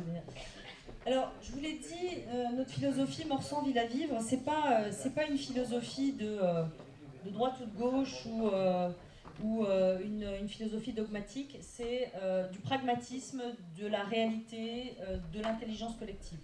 On a essayé dans tout ce qu'on a fait d'être à la fois, de concerter, de réfléchir, de faire un diagnostic et de faire des propositions qui soient réalistes et réalisables. Et on a travaillé, et on a beaucoup travaillé. Et on a essayé et on va essayer, et j'espère que vous nous suivrez, de vous emmener là, dans la vision qu'on a de Morsan. Vous avez eu tous sur vos chaises ce document, qui est le document de Imaginons Morsan demain. Morsan demain, on voit Morsan aujourd'hui, donc avec ses trottoirs, on le voit aujourd'hui avec ce patrimoine qui n'a pas été développé. On le voit aussi avec ces quartiers qui sont souvent des quartiers abandonnés. On n'a pas mis de photos là, mais je vous invite à regarder le quartier du marché, regarder le quartier de la place Jean Ferrat, qui est pourtant une place toute neuve, mais voilà. Alors attendez, j'avais pas dit encore qu'on le fasse, donc voilà. Donc, et pour nous, Morsan, ces quartiers, on les imagine différents. Et donc là, c'est lequel le premier ?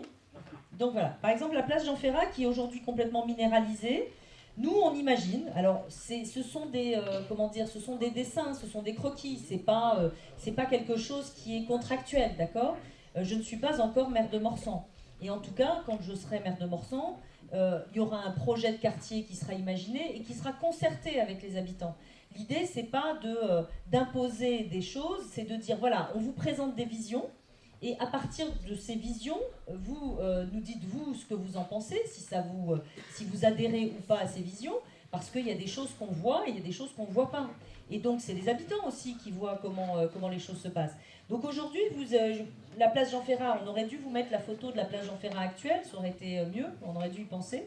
On était un peu pris par l'urgence, mais c'est une place qui est complètement minéralisée. Donc l'idée, c'est de dire, et c'est une place qui est complètement enclavée et minéralisée. L'idée, c'est de dire que dans la logique de remettre des coulées vertes, de remettre des déambulations, de remettre des cheminements, nous, on veut remettre du plaisir et de la joie et des enfants. Là, en général, vous avez l'immeuble de la Rémarde qui est là. En général, vous avez des poubelles à cet endroit-là, hein, puisque c'est... voilà. Je veux dire, les habitants de l'immeuble, ils ont des déchets comme tout le monde. Sauf que le gardien de l'immeuble, quand il sort ses poubelles, il n'est pas obligé de les sortir le vendredi soir pour le lundi matin. Puisque les gens qui viennent au château le week-end, c'est quand même pas super de voir un tombereau de poubelles. Donc là, il y a à avoir des négociations aussi avec les bailleurs sociaux. Et le bailleur lui dire, bah, votre gardien, il sort les poubelles 1 heure avant le passage des poubelles. C'est ce qu'on fait nous quand on a une maison. Et donc là, je veux dire, en plus, on est à proximité du château, c'est logique d'avoir quelque chose qui soit entretenu. Et donc, nous, de dire que cet espace qui est aujourd'hui inutilisé, parce qu'il fait une chaleur de cactus dessus, parce qu'il y a des bancs qui ne sont pas attractifs, parce qu'on n'a pas envie d'y aller, et bien cet espace, on en fait, on essaie de proposer quelque chose qui soit ludique, qui soit plaisant, peut-être avec une petite aire pour les enfants, etc.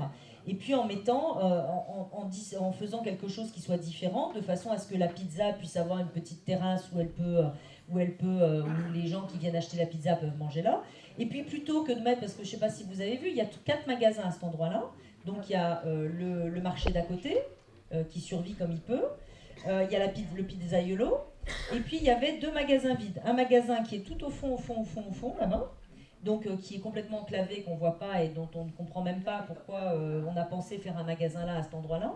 Et puis un magasin qui n'est pas trop mal placé, donc maintenant, histoire, comme c'est vraiment dans le Vieux-Bourg, c'est un quartier, c'est un endroit agréable et qu'on a envie de mettre en valeur, on a mis quoi ? Vous avez de la peinture. C'est-à-dire que là, c'est un magasin de peinture et de bâtiment. Je veux dire, un magasin de peinture et de dépôt, un dépôt de peinture et de bâtiment à cet endroit-là. C'est surréaliste, quoi. C'est pas voilà. Donc non, c'est un magasin. C'est un magasin de voilà. Donc c'est pas adapté au lieu, quoi. C'est pas adapté au lieu. Donc il faut aussi choisir un petit peu les commerçants. Il faut pas mettre n'importe quoi à cet endroit-là.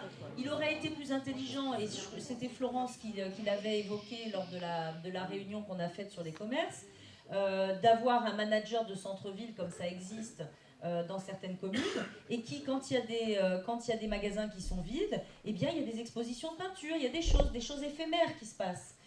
En attendant que justement les gens se disent « Ah bah tiens, c'est sympa, il y a du monde, etc. » Et puis que la vie revienne, et que là, on trouve une activité autre. C'est vrai que c'est un quartier qu'il faut privilégier, c'est vrai que c'est un quartier qu'il faut essayer de remettre un petit peu, revaloriser, d'autant plus qu'on a un vrai beau projet sur le château, qu'a évoqué Nicole, et sur lequel je vais revenir. Donc ça, c'était la place Jean Ferrat. Le deuxième exemple, c'est la place du marché. Le place du marché, donc vous voyez aujourd'hui le marché, vous avez donc le marché, il est là, vous avez le parking qui est là, et puis ici, vous avez un grand terrain de 4000 m², qui est l'ancien grainetier, d'accord ? Ce terrain, ça fait 15 ans qu'il est là, 20 ans qu'il est là, abandonné, il y avait un problème de succession. Le problème, il est en cours de résolution, et il y a des projets qui sont en train de se porter. Alors, madame la Dauphine, la candidate de la municipalité, vient de montrer quelques images de ce qu'elle voulait faire. Mon Dieu, ça va vous faire plaisir, parce que Jean Ferrat à côté, c'est beau, d'accord ? Elle montre une place complètement minéralisée. Ces photos ne sont pas contractuelles. Bah oui, heureusement, puisqu'elle les a piquées sur le site d'un promoteur immobilier qui s'appelle Les Nouveaux Constructeurs. Donc c'est normal qu'ils ne soient pas contractuels, parce qu'elle n'a pas le droit de les utiliser. Et ce qu'elle montre, c'est la rénovation du quartier du marché de Montreuil, faite par Les Nouveaux Constructeurs. Si vous allez sur voilà. Donc si c'est ça qu'elle veut faire, moi elle m'accuse de vouloir faire Massy, et elle veut faire Montreuil, quoi. Je veux dire, il y a quand même un moment, voilà. Non, mais je veux dire, moi, j'ai pas une image contractuelle de Massy. Ce que je vous propose, moi, c'est de venir, quoi, de partager ce moment-là, de dire, voilà, on a ces 3 halles du marché. 3 halles, est-ce qu'il faut 3 halles ? Est-ce que les 3 halles sont, dans un premier temps, toutes les trois utilisables ? Est-ce qu'il faut, pas dans un premier temps, concentrer tout sur 2 halles de façon à pouvoir concentrer, avoir un marché plus resserré, etc. et mettre de l'activité ici de façon à ce qu'il y ait des personnes, quoi, de l'activité tout le temps, et de façon à ce que ça attire et qu'on fasse revenir du monde. Ce parking, c'est pareil, la question du parking. Le parking, il n'est utilisé que 2 matinées par semaine. Est-ce qu'il est intéressant dans un quartier comme celui-là, où on a des vrais sujets de stationnement, d'avoir un parking qui soit complètement inutilisé toute la semaine? Est-ce qu'on n'aurait pas, à partir du moment où on recrée de l'activité ici, à partir du moment où on crée de l'activité ici, qu'on fait une promotion avec du commerce en bas, et puis un peu du R+2, +3. Là, vous êtes quand même sur R+5 ici. Hein. Donc, si on fait du R+2, +3, on n'est quand même pas sur du gros immeuble. Quoi, on redensifie un petit peu pour redonner au quartier un peu d'activité. Et en bas, on met des commerces. Donc, est-ce qu'on n'a pas intérêt à réfléchir à ce parking pour en faire quelque chose plutôt que d'avoir ça à la main, pour en faire quelque chose de vivant, c'est-à-dire qu'ils vivent pendant la semaine, avec, je reviens sur les réunions précédentes, une police municipale qui fait qu'on le met en zone bleue, qui fait que c'est réservé au commerce, etc., que les riverains peuvent stationner entre 7h du soir et 8h du matin sans problème, mais qui doivent enlever leur voiture, parce qu'autrement, voiture ventouse. Ça doit être réservé aux activités, au commerce et à la vie de quartier. On me disait d'ailleurs que je crois que c'est à Bretigny, ils ont mis la place comme ça, une place, un parking en zone bleue, et ce qu'ils ont mis, c'est qu'ils ont mis une barrière, tout simplement.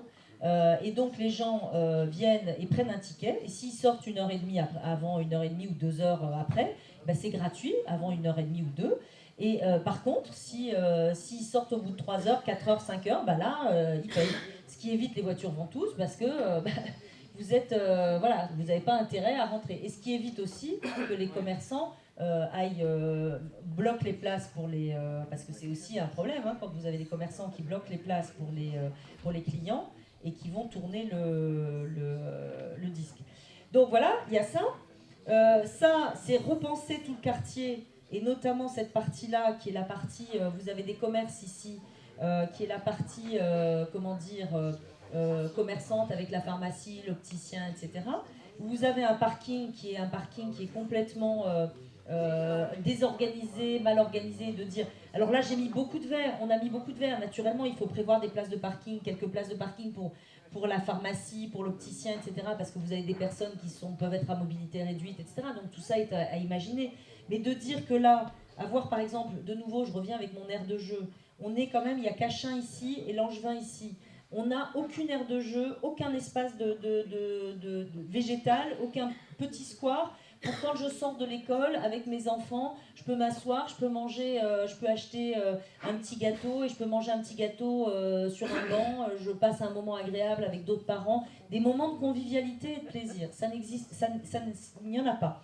Et donc nous, on dit que tout ce quartier, il faut le repenser, qu'il faut repenser la circulation ici pour en faire une zone de rencontre, c'est-à-dire une zone où on roule au pas, parce que c'est une zone qui est une zone commerçante, c'est une zone où il y a des écoles. Et donc, tout ça, ça se fait. Ça se fait comment? Ça se fait avec des financements qui s'appellent des financements de la région, des financements de l'État. C'est ce qu'on appelle les ORT, les opérations de revitalisation territoriale, qui permettent justement de pouvoir financer des réhabilitations de cœur de ville. Et donc, pourquoi je dis de cœur de ville? Parce que le vrai centre de Morsan, si on regarde, il est par là. C'est le centre géographique de Morsan. Le centre historique, c'est le Vieux-Bourg, mais le centre géographique, c'est là. Donc là, il y a un vrai projet. Et pour imaginer... Alors, vous voyez, là c'était des visus, mais là, c'est comment ça peut être à l'intérieur. C'est-à-dire qu'on imagine, vous avez les halles, etc., mais on voit des vélos, on prévoit des déplacements à vélo, on prévoit des possibilités, justement, d'avoir des échoppes qui sont pérennes, ce qui fait que si on crée de l'activité, si on fait un espace de coworking, par exemple, ou de télétravail qui permet aux gens, plutôt que de se taper le RER quand en grève, etc., de venir travailler, d'être sur place. Si vous avez des petits espaces de restauration rapide mais de qualité, parce que l'idée c'est de faire de la qualité, eh bien ça permet au quartier de revivre, ça permet aussi d'avoir comment dire, quelque chose de beaucoup plus plaisant et de beaucoup plus joli. Donc ça, c'est sur le quartier du marché. Alors après, on s'est dit qu'il fallait qu'on ait une vision aussi sur les entrées de ville. Les entrées de ville. Les entrées de ville. Est-ce que vous reconnaissez ça? Vous savez où on est là? C'est l'Embassy Club. Ici, c'est l'Embassy Club, d'accord? Vous rentrez dans Morsan, vous arrivez dans Morsan, qu'est-ce que vous voyez? Vous voyez l'Embassy Club et vous voyez le garage de la demi-lune. Il y a vraiment une réflexion à porter. Et donc nous, on se dit qu'on pourrait porter les choses différemment. On est sur la route de Corbeil, sur une zone de projet, c'est-à-dire qu'il doit y avoir une harmonisation, une urbanisation cohérente et une densification sur la route de Corbeil, parce que ça va devenir un boulevard urbain. Donc si on veut avoir cette vision-là, eh bien il faut commencer à penser comment on pourrait faire. Alors ça c'est du privé, aujourd'hui c'est du privé, donc c'est des projets à porter, à préempter. Voilà, on imagine, pour l'instant c'est pas disponible. Autant le Grentier c'est disponible, autant ça c'est pas disponible.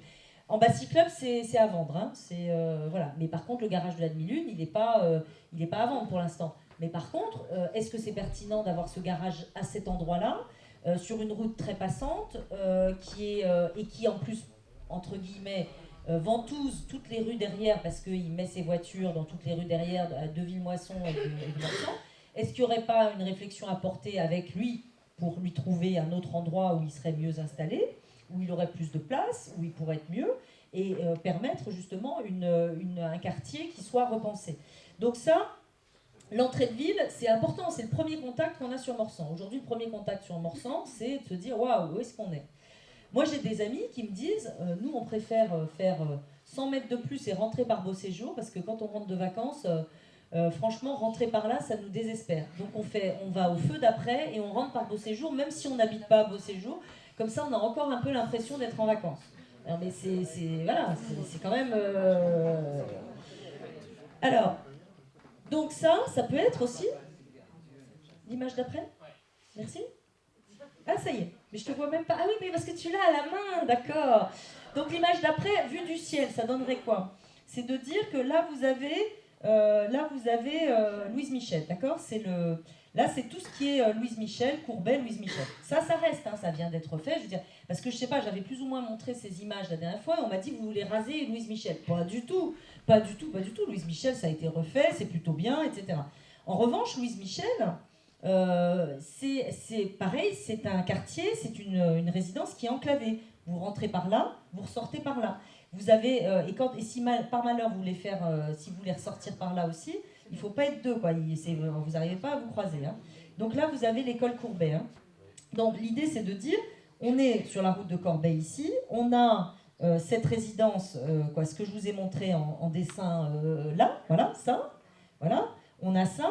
Et on essaie de faire des paliers de façon à ce que ça ne soit pas un immeuble devant un immeuble, de façon à ce qu'on ne fasse pas, par exemple, ce qu'on t'a fait toi, Brigitte, où on t'a construit un immeuble devant chez toi.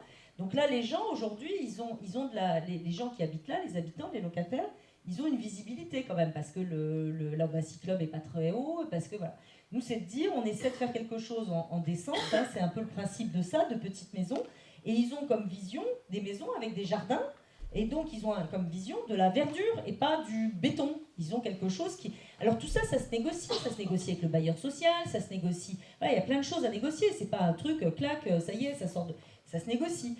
Et puis de dire que, pour ceux qui connaissent... C'est dommage, les jeunes sont partis, je pense qu'ils connaissent bien. Pour ceux qui connaissent le centre commercial de Louise Michel, qui est aujourd'hui à l'abandon, qui est en train de mourir, qui est... où le laboratoire d'analyse médicale est vide. Ensuite, vous avez à côté un barbershop qui a du monde. Ensuite, vous avez un pressing. Ensuite, vous avez Antidote, la fleuriste qui va fermer, qui s'en va en juillet.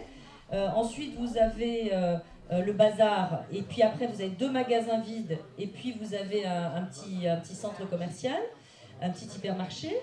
Bon, donc, quand vous avez ça, nous, c'est de dire, on veut du beau. On veut que, c'est pas parce qu'on rentre dans un quartier qui est une résidence HLM que ça doit être moche et que ça doit être pourri. Nous, on veut faire quelque chose de beau. Alors, pourquoi pas, rêvons. Pourquoi pas faire une déambulation piétonne qui puisse aller jusqu'à des jardins suspendus au-dessus du toit du centre commercial, de façon à ce que là, on puisse avoir des gens qui viennent passer des moments, des familles qui viennent discuter, qui viennent passer des moments agréables. Pourquoi ne pas imaginer que cette centre piétonne, on peut aussi faire en sorte que on puisse refaire le parking qui aujourd'hui est tout moche et tout pourri pour en faire quelque chose qui soit plaisant. Pourquoi ne pas imaginer que ce centre commercial qui aujourd'hui est juste ouvert sur le centre commercial, mais pour lequel les immeubles n'ont que l'accès livraison. Les immeubles n'ont pas accès. Pourquoi ne pas le réouvrir pour justement dire les immeubles, les gens qui habitent là, pourquoi ils sont obligés de faire tout le tour? Pourquoi ils n'ont que les livraisons? Pourquoi ils ne peuvent pas avoir des vitrines de l'autre côté et des accès magasins de l'autre côté? C'est des questions, et ça se négocie, mais c'est une autre philosophie, c'est une autre façon de voir les choses, et c'est ça qu'on porte.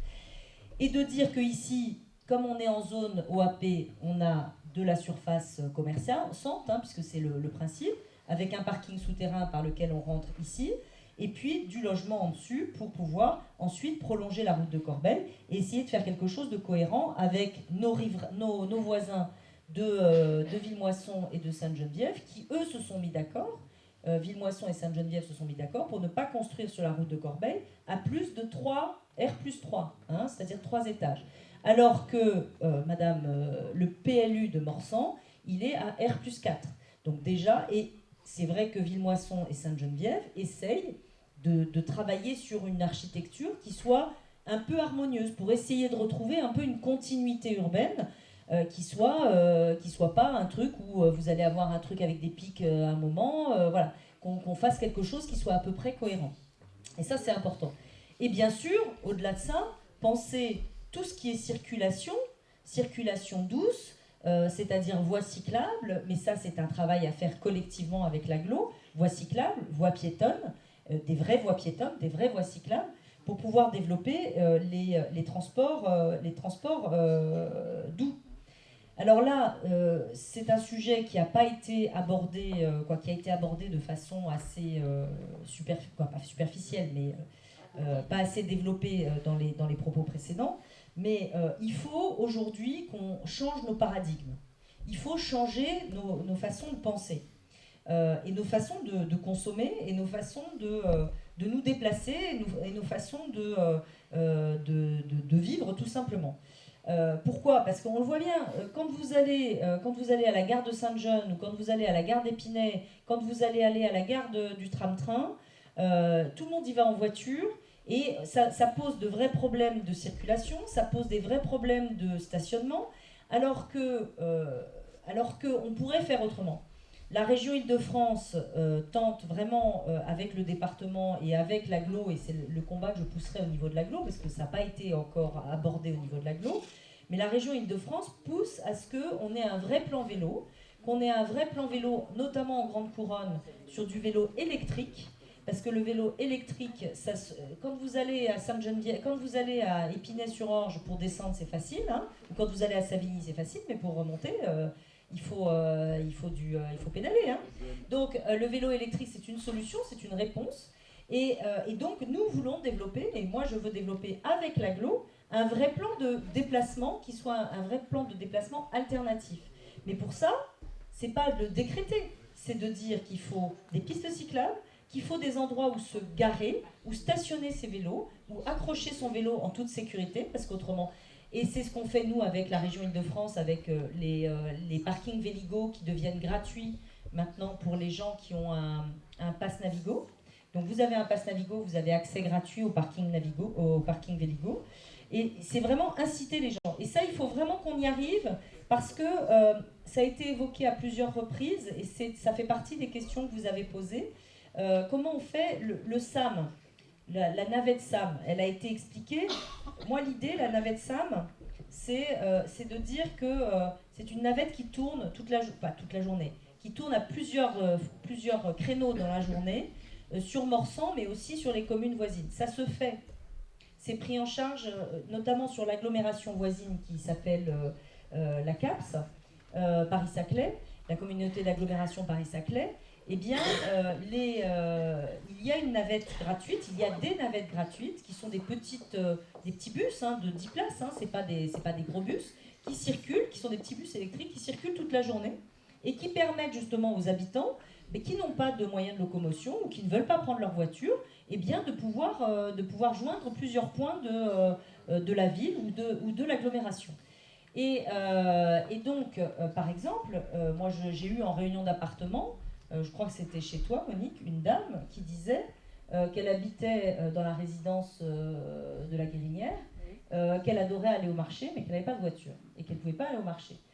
Typiquement, ce genre de solution permettrait à des personnes qui sont isolées, des personnes qui ne peuvent plus se déplacer parce qu'elles n'ont pas les moyens de se déplacer, d'aller d'un point à l'autre. Je dis le marché, mais ça peut être la poste, ça peut être la Griblette, c'est circuler dans la ville.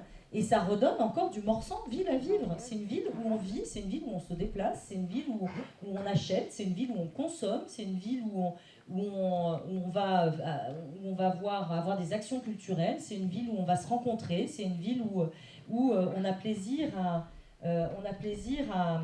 ne pas faire que dormir, ou ne pas faire que rentrer chez soi.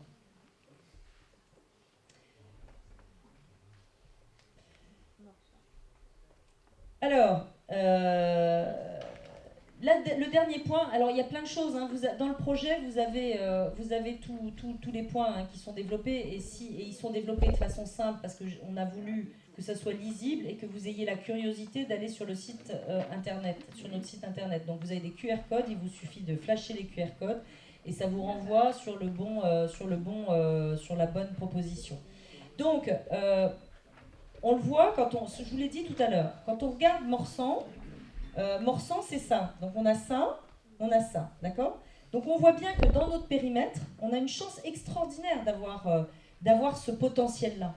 C'est un potentiel, on a une richesse extraordinaire. C'est de l'or vert, d'accord ? On a de l'or vert ici, parce qu'avec le parc du château, avec le parc Beau Séjour, avec le potentiel qu'on a, le parc Beau Séjour, c'est combien d'hectares ? 4 hectares. Donc on a 17 hectares dans le parc du château, 4 hectares dans le parc Beau Séjour, d'accord ? Sur un territoire global de combien ? Sur un territoire global de combien, Nicole ? Le territoire global de la commune, c'est quoi ? C'est 42 hectares ? Voilà. Donc on a la moitié du territoire, merci pour ceux qui m'ont soufflé parce qu'à cette heure-là, je commence à déconnecter, la moitié du territoire qui est en espace vert. D'accord ? C'est quelque chose qui est formidable. Et c'est quelque chose, quand vous regardez le gris autour, la définition de Choukri sur le gris, le tout gris autour, eh bien c'est quelque chose qui est unique. Si on en faisait, si on se mettait à rêver, si on en faisait un atout, on a déjà les moyens de faire cet atout, d'avoir cet atout. On va avoir la maison intercommunale de l'environnement. Si la maison intercommunale de l'environnement, c'est juste cette jolie bâtisse, et qu'il ne se passe rien dedans, on aura tout perdu. Il faut en faire quelque chose qui soit un marqueur, quelque chose qui soit vraiment ce qui fait qu'on pense Morsan, on pense environnement, ou on pense environnement, on pense Morsan, qu'il y ait des innovations qui viennent de Morsan, qu'on ait un partenariat peut-être avec des universités du style le Muséum d'histoire naturelle, on a la biodiversité, l'inventaire de la biodiversité, qu'on puisse avoir des jeunes qui puissent venir travailler ici, qui puissent venir faire du télétravail là aussi, on est à 2 pas du T12, hein. On est à 2 pas du T12. Qu'on puisse avoir, tu le disais, le café repère, le repère café, non pas un café repère. Le repère café, c'est là où on répare des choses, c'est-à-dire où on recrée de la solidarité, on recrée du lien, on recrée des moments où on va réparer des vélos, on va arrêter de jeter, on travaille différemment. Où on fait venir des écoles, où on les fait travailler, où on leur fait découvrir la ferme pédagogique. La ferme pédagogique, on en a parlé tout à l'heure, une ferme pédagogique, je ne sais pas si vous voyez, quand vous descendez après l'orangerie, quand vous descendez, vous avez sur la gauche un grand hangar avec un soubassement en meulière. Et là, on a de quoi faire une ferme, là. On met du bardage en bois et on peut très bien avoir une ferme pédagogique. Et puis les animaux, je suis sûre que c'est pas très compliqué de récupérer des animaux. On n'est même pas obligé d'en acheter. Voilà, on en trouve des animaux. C'est pas des animaux, des bêtes de concours. Hein. Ce qu'on veut, c'est des animaux qu'on puisse voir, qui puissent être en retraite, etc. Non mais je veux dire, on peut le faire. Et puis on peut porter un projet là-dessus. Et puis ensuite, il y a le château. Alors le château, vous avez vu, il n'est pas en très bon état. On a une partie qui a été rénovée, qui est la partie médiathèque. Et puis vous avez une partie qui est la partie avec l'école de musique, qui est à l'étage, sans ascenseur, c'est-à-dire que vous êtes handicapé, vous ne pouvez pas faire de musique. Vous êtes handicapé, vous ne pouvez pas aller à l'école d'art plastique, faire l'école d'art plastique. Vous avez une jambe cassée, vous avez une personne âgée qui monte, vous ne pouvez pas, c'est pas possible. Donc là, on a quand même, mais les salles là-haut sont à peu près correctes. En bas, il y a des belles salles, mais qui ne sont pas restaurées. Vous avez la salle des mariages qui, elle, est restaurée, heureusement, puisqu'on fait les mariages. Et puis, vous avez les bâtiments que montrait Nicole, qui sont complètement à l'abandon, au-delà de la maison de l'environnement actuelle et de la salle Nelson Mandela, où là, il y a un potentiel extraordinaire. Extraordinaire. Alors moi, je dis quoi ? Je dis que là, moi, j'ai 10 milliards d'idées sur ce château. Et je pense qu'on a chacun 10 milliards d'idées. Donc il y a un moment, il faut essayer de définir ce qui est le mieux pour Morsan, quelle est la meilleure idée pour Morsan, et puis à partir de là, faire peut-être participer les habitants pour construire ensemble un projet pour le château. Et Nicole l'évoquait, il existe des nouvelles méthodes de financement, des nouveaux modes de financement qui s'appellent le fonds de dotation territoriale, qui est un fonds de dotation en partie, comment ça s'appelle, le truc du patrimoine, la fondation du patrimoine, en partie les collectivités locales. Si on arrive à répertorier, le château, il n'est pas monument historique, il est répertorié, mais ce n'est pas un monument historique. Si on arrive à l'intégrer dans la région vient de lancer une politique de défense du patrimoine. Et donc, elle va répertorier des bâtiments, des monuments, pour lesquels elle va mettre de l'argent pour justement revaloriser le patrimoine. C'est plus compliqué quand le bâtiment est monument historique, parce que ça, on ne peut pas le faire.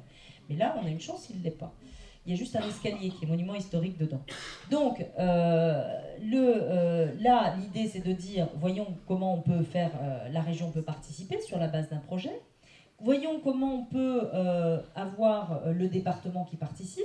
Peut-être, et c'était évoqué, des entreprises qui participent. Non pas, mon Dieu, les entreprises, c'est horrible. Non, les entreprises, elles ont un budget mécénat. Un budget mécénat, c'est que, voilà, et c'est pas parce qu'elles sont mécènes d'une réhabilitation ou d'un projet qu'elles préemptent le projet. Donc c'est une opération, on peut avoir une opération mécénat si on porte un vrai beau projet. Et puis il y a des subventions qu'on peut trouver aussi. Par exemple, la région là vient de lancer un budget participatif pour l'environnement qu'on peut porter pour le parc du château ou pour le château. Ça dépend ce qu'on porte pour le château, qui va quand même c'est un budget de 100 millions par an. Donc voilà, ça ne veut pas dire qu'on aura les 100 millions, mais ça veut dire que si on peut avoir 1 ou 2 millions, c'est pas mal, hein, ça fait du bien. Donc je veux dire, voilà, il y a tout à penser. Moi, j'aurais pu aujourd'hui vous dire, voilà ce que je veux faire pour le château. Je ne suis pas capable de vous le dire, donc je le dis avec beaucoup de modestie, je ne suis pas capable de le dire parce qu'il y a tellement de choses à faire avec ce château qu'il faut vraiment, et on le disait au départ, il faut vraiment trouver la bonne idée, trouver ce qui fait qu'on va être différent à Morsan. On ne va pas être différent parce qu'on est depuis 75 ans communiste, on va être différent parce qu'on porte quelque chose de différent, parce qu'on porte une dynamique, parce qu'on porte un rayonnement différent. Et c'est ça qu'on veut porter, et c'est ça qu'on veut dire avec Morsan Ville à Vivre. Et j'espère que je vous ai emmené avec moi, que nous vous avons emmené avec nous dans ce Morsan de demain que nous imaginons, qui, vous l'avez vu, n'est pas un Morsan bitumé, qui, vous l'avez vu, n'est pas... Mais je vous invite à regarder la très belle plaquette de Madame... voilà. Vous verrez en première page, sur la première de couve, il y a son image du marché. Donc remets-la en arrière pour que vous ayez bien en tête l'image du marché. Voilà. Voilà. Hop. Non, marché. Voilà. Ayez bien en tête cette image-là et puis regardez bien ce qu'elle veut faire, elle.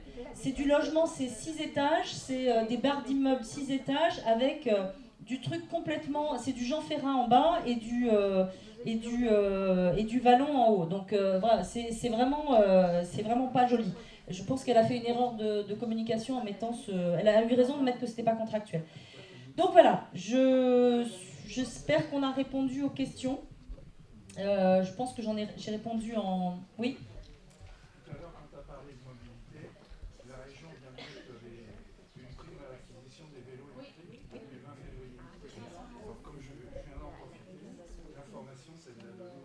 Oui, alors depuis le 20 février, vous pouviez... Alors les vélos que vous avez pu acheter avant peuvent bénéficier de la prime, d'accord ? Parce que vous avez une rétroactivité. La plateforme est... Voilà, du 1er janvier jusqu'à maintenant.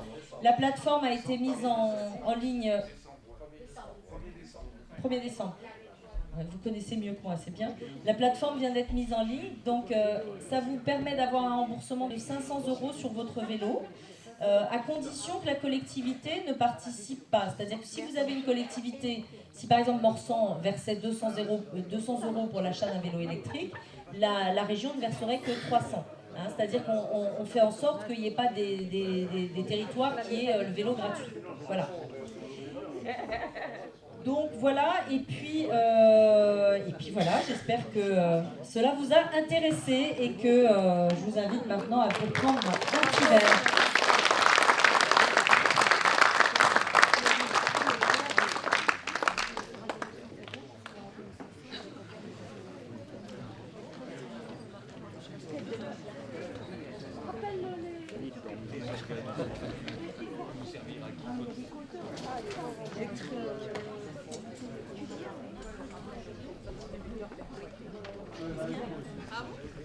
Je rappelle aux distributeurs qu'il ne faut pas partir avant d'avoir récupéré vos paquets de distribution.